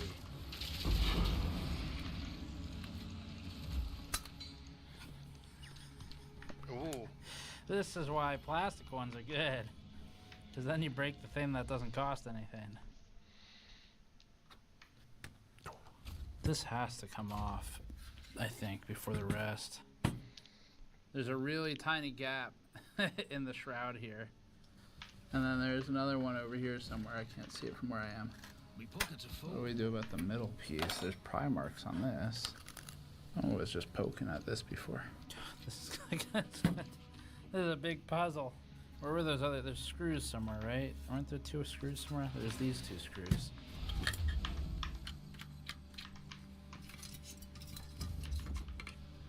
Alright, well at least that was easy. That one's routed for real. It's definitely this middle thing's gotta come out somehow. We must all start somewhere. Not really an area that feels particularly good. Oh, maybe. There we go. Okay.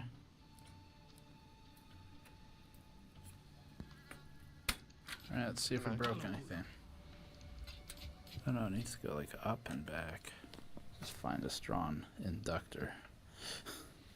Structural. I need a structural inductor to pull on. Only under it by like millimeters. I mean, clearly someone was prying here because this is beat up. That doesn't feel great. Is it stuck on it? Oh yeah, right there. Yeah, I think this thing has to come out. This inset part of the shroud. Jeez. Smoke. Alright, so I took a quick break and I asked Patrick to help. And after a lot of similar tinkering, he eventually narrowed down using a dental pick to hook the underside of the central X, which I've currently left a little bit propped up. And that's held on with magnets. Now another way I guess we could do this is, let's just pretend that's fully down, would be that. So we're back to the NVIDIA 30 series of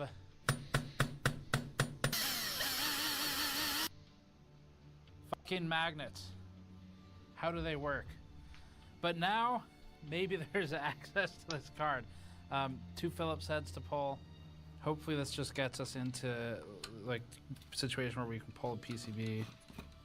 Oh, okay. Oh wow, alright, so that whole thing comes out now. I think they called it an X-frame design. It's the word Malcolm, the thermal engineer, used. So that's just one large piece. Now we have, it looks like 3 or 4 screws exposed in that X pattern. I really hate these cables. So this is on a guide pin and it's glued. Okay. This is very elaborate.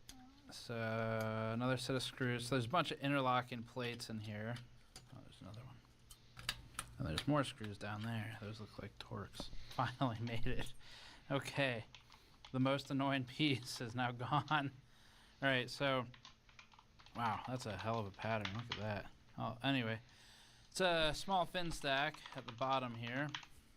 I think the PCB is probably free now, but there's these screws too, so we'll probably just remove all those. This set It's not going to be able to be touched by anybody until I put this card back together. Alright, that's these. Yeah, okay. Yeah, it's like you can't slide the shell off because it's going to get stuck by these, right? So, you can't just slide it. So shell would have to come up to come off, which means the PCB needs to come out. Or the cooler needs to drop through. Not out of the woods yet. Oh, it's screwed in too. Oh shit. Okay. Oh yeah. Okay, how do we get that out? I don't know what I'm looking at. I can reach it. So that's the piece. Oh, that's the other side of the bolt or the screw. A hook or a latch. God damn it. Screwed in there too. What the fuck? Yeah, it has to be unscrewed. Check this out. Alright, so I can't, the problem is this has a screw going through it. I can't get rid of this PCIe foot, and we really need to try and avoid breaking this because it's probably like pretty close to one of a kind. And so I tried to unsocket it, but then I looked inside and there's a screw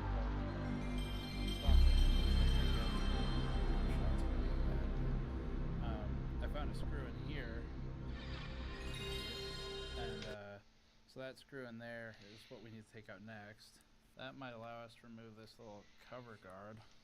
This thing, man, I don't know if this is going back together. This is going to be exceedingly difficult. I have to watch the video in reverse. Alright, so don't touch that. And then this comes out. Okay. And then now we have access to this screw. Oh my god. I mean, I know they're not building this for mass market. This is a prototype. Like, it's okay, but I'm starting to see where the cost is. Like, the cooler's definitely expensive. The assembly is absolutely expensive. Okay. Are we free? Oh my gosh. Wow. Literal hours later.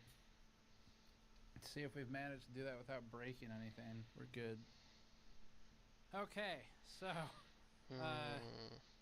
309 is the GPU number, I guess. We're just going to go ahead and remove this thing since it's so fragile and probably extremely unique. Okay, so this is a plate to hold it down.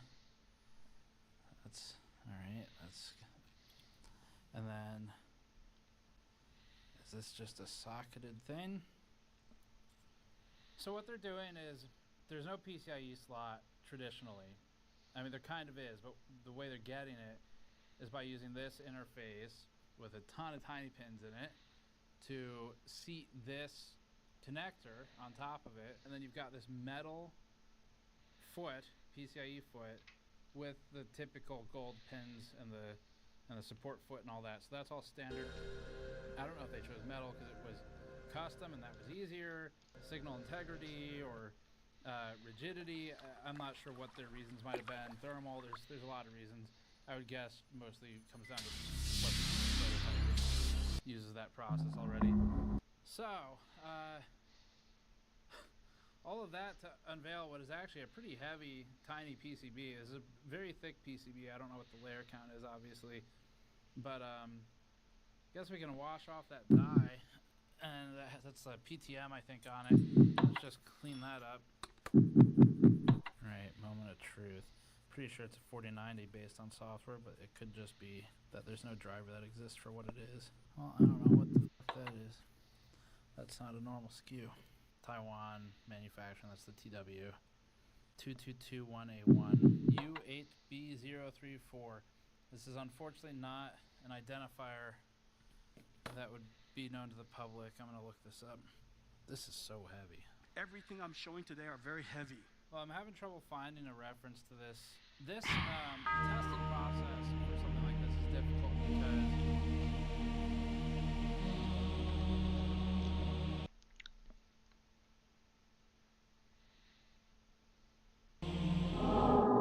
that this vulgar display of fortune remained undisturbed was a testament of fear's dominion over greed.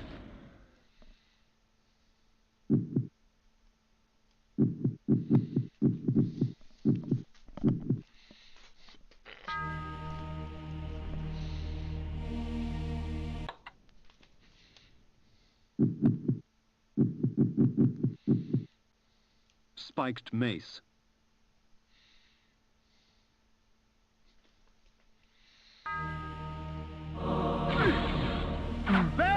Victus! Their charms were almost visible through the gauze of their clothing, yet beauty such as theirs delivered only death. For these were Vorador's pets, nothing more than beasts, slave to his will and the easy prey he provided. Vampires, all of them, held in thrall by one stronger still.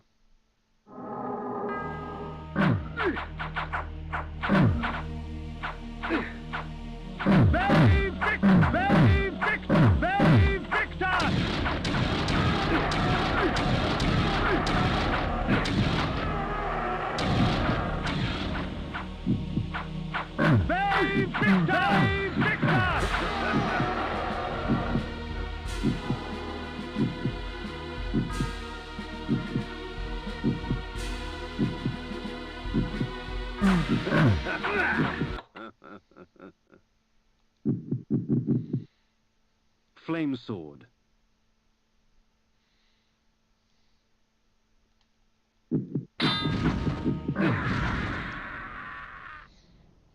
The heart of darkness.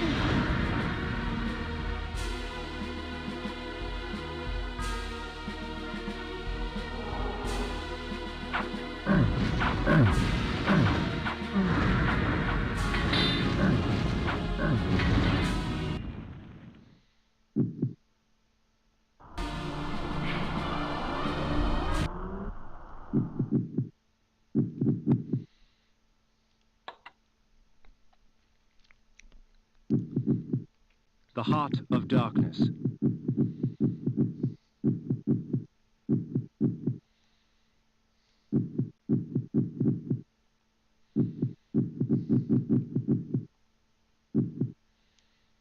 Alas. Sanctuary. The human mind.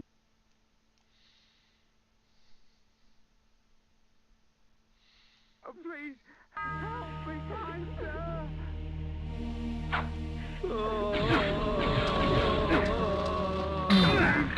Help me, kind sir.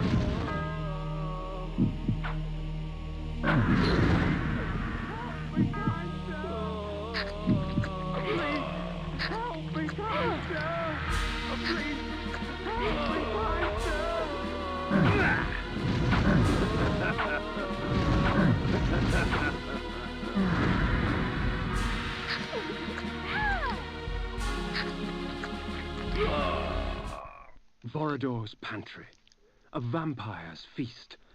Like cattle awaiting slaughter, men and women dangled from the rusted hooks upon the dungeon walls. Blood and viscera frosted the dirt and stone. The abundance nearly overwhelmed me, for blood is the life.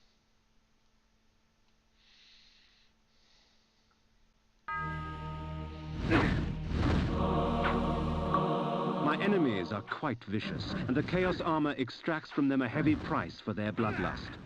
The blows are meant for me, but it is their bodies that carry the wounds.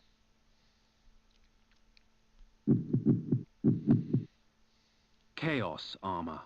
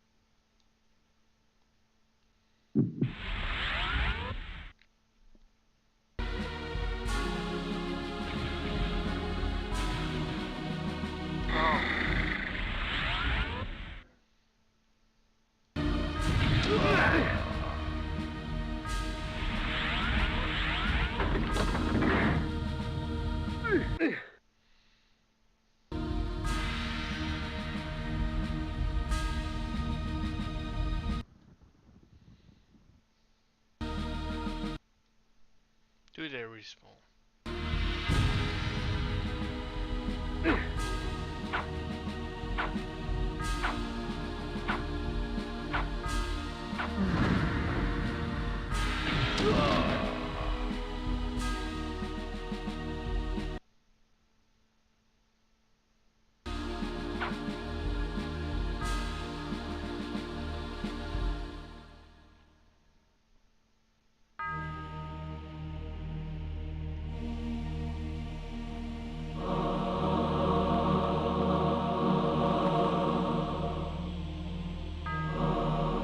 Not bad.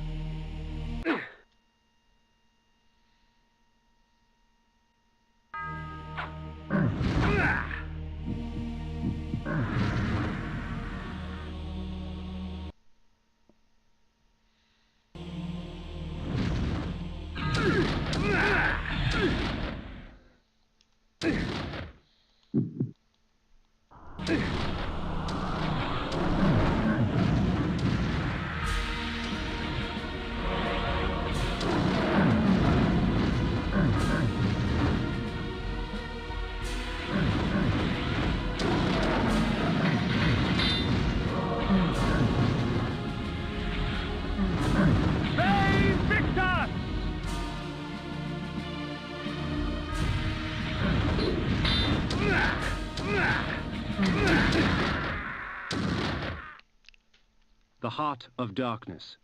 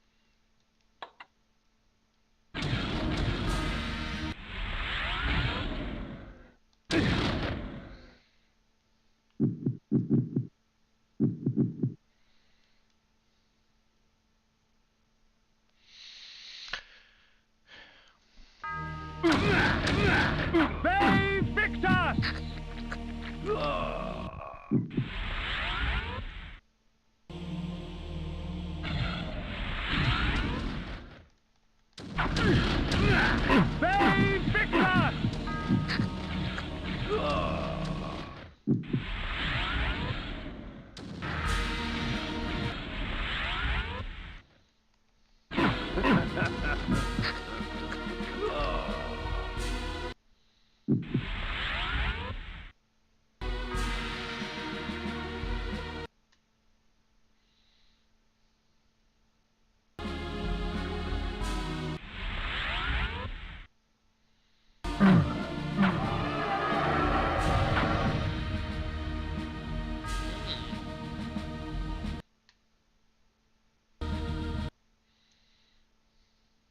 Let's try. Bay Victor! Interesting.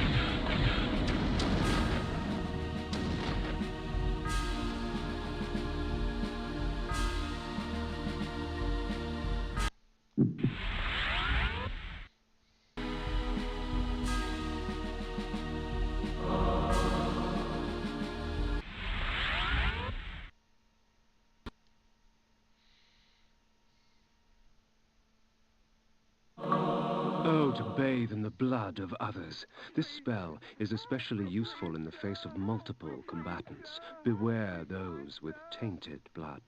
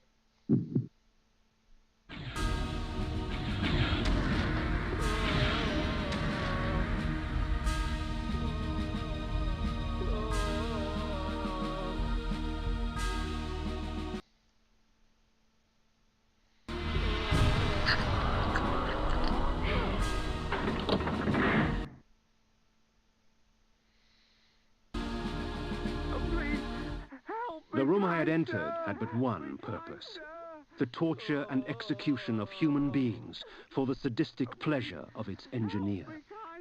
Blood was splattered on every surface.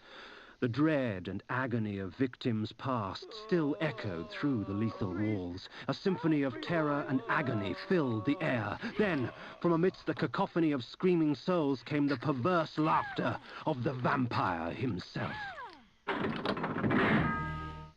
And upon the wall, scribbled in blood, were the words, "Manus Celer die."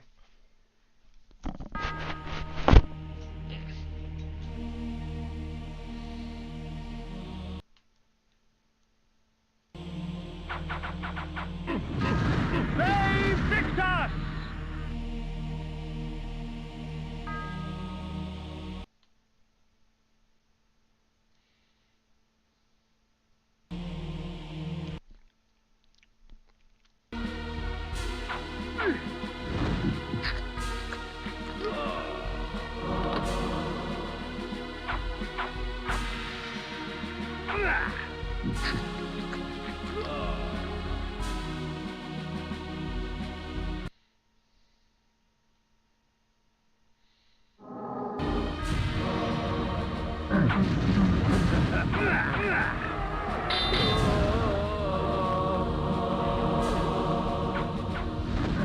They fix us!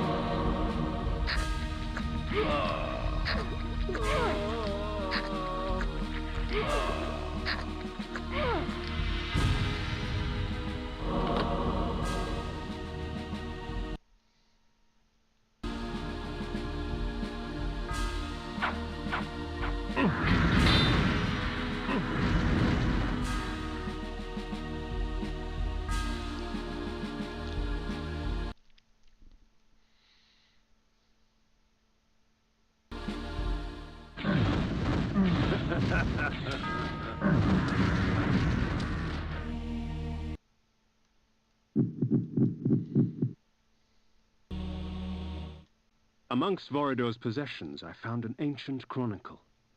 Long ago, vampires grew in such number so as to capture the attention of the Circle. The Order of the Sarafan, or the Angels of Light as they were called, was instated to counter the menace. Thus, the vampire purge began.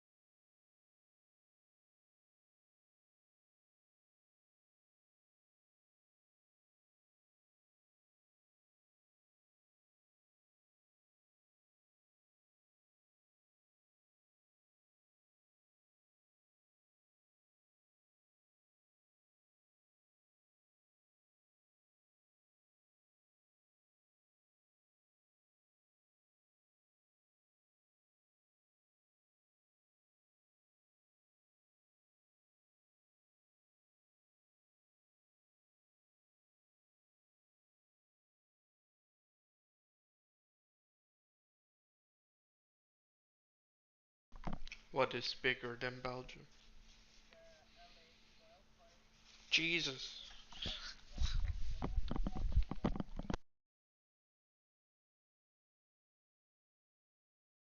That is insane.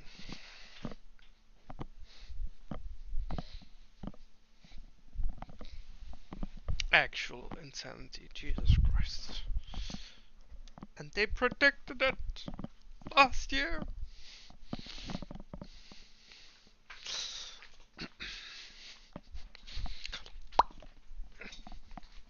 Oh fuck. Right.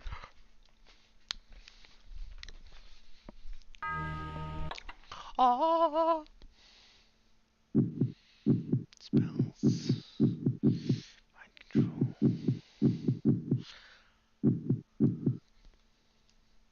This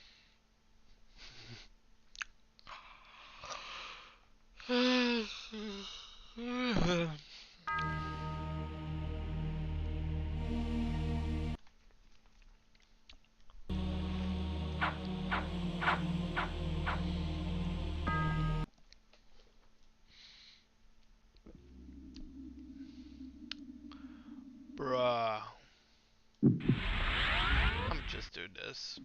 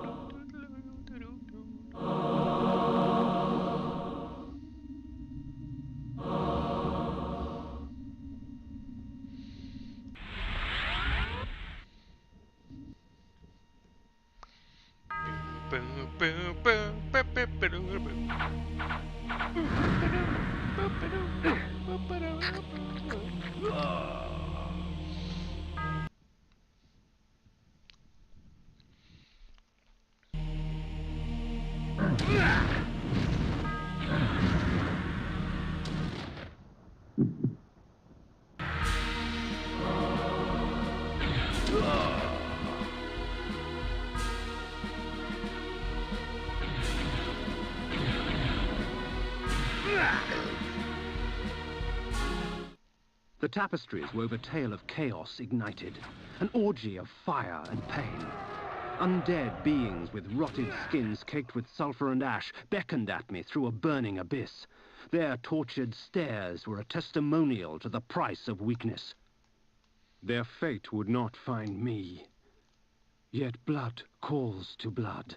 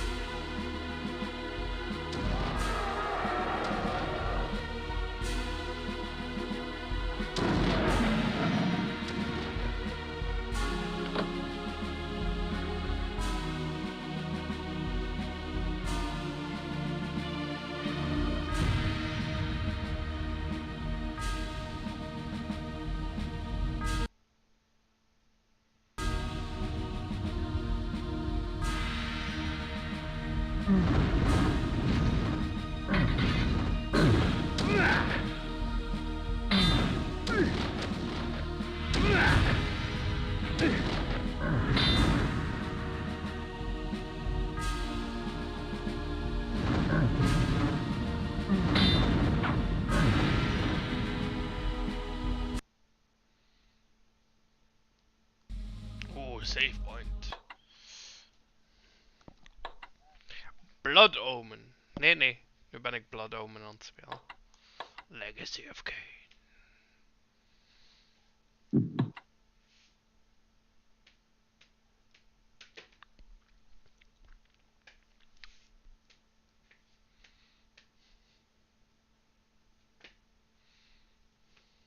boss fight, I think.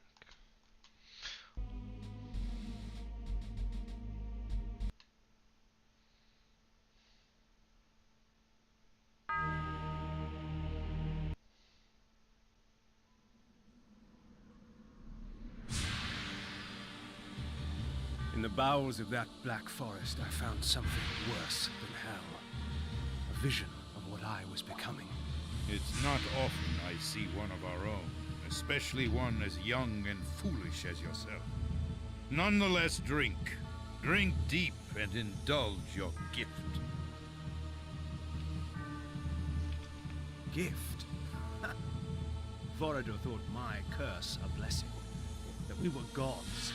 That mortals offered their blood as sacrifice so that we could enjoy our supernatural powers. And somewhere, deep inside my new self, I knew he was right. That mortal dreams were prayers. Prayers to us, begging us for power. I pondered this as the decadent old fool prattled on about his past.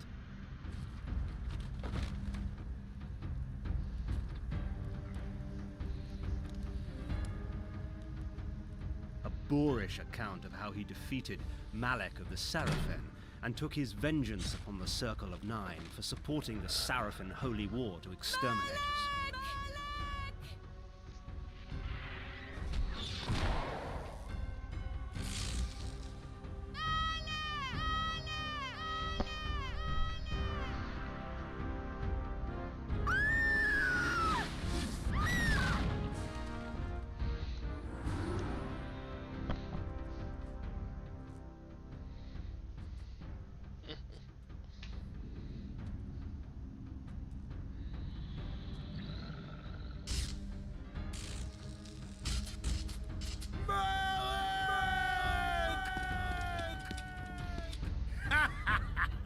Call your dogs!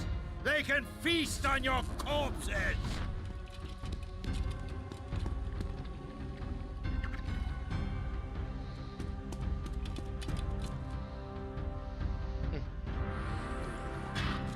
Bonk!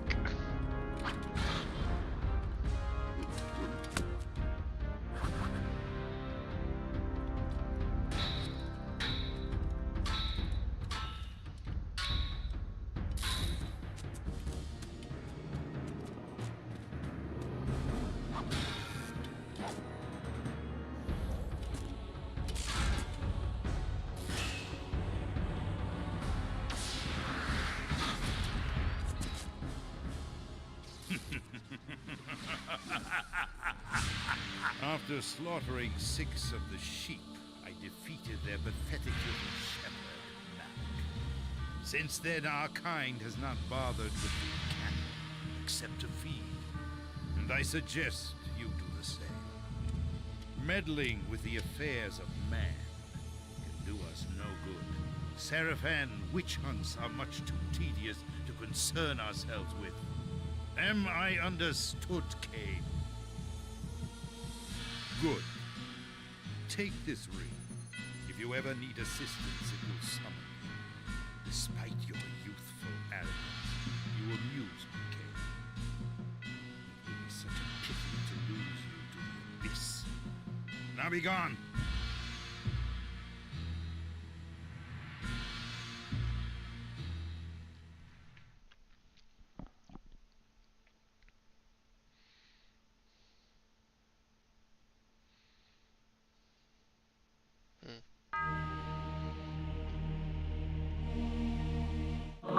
My visit with Voida only strengthened my resolve. His power uncontested by mortals, he had fallen to another enemy. Decadence has claimed itself many a great warrior.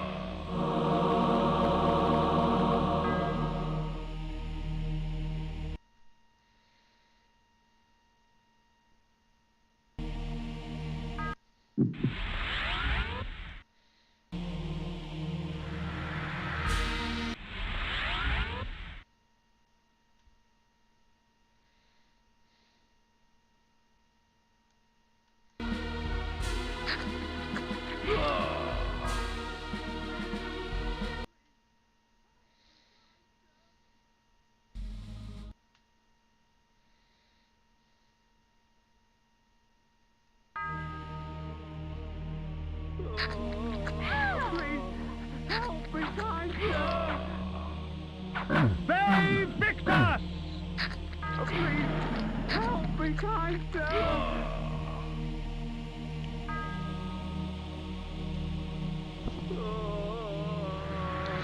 Oh, please, help me, kind sir!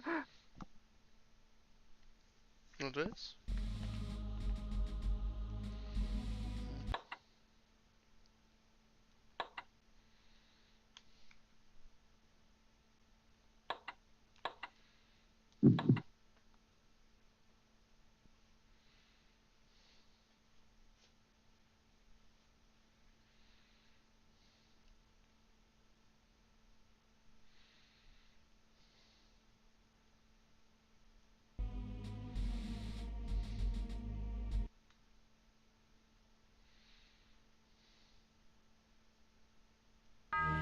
Oh, please, help me, kind sir! Oh, please, help me, kind sir!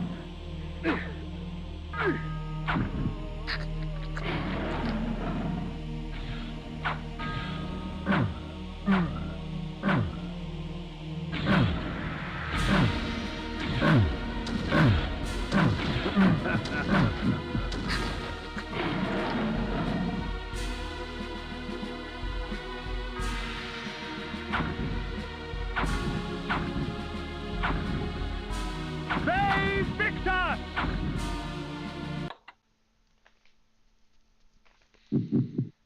Control. This spell.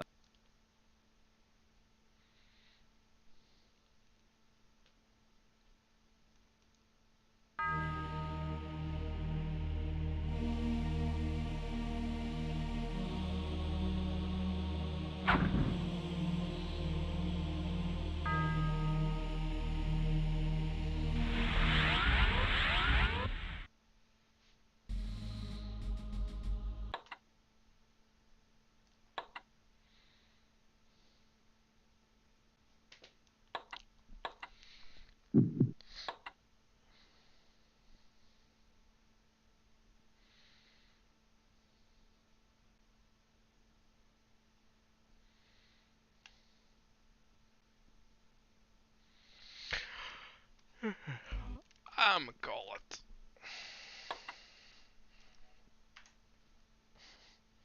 Call it quits.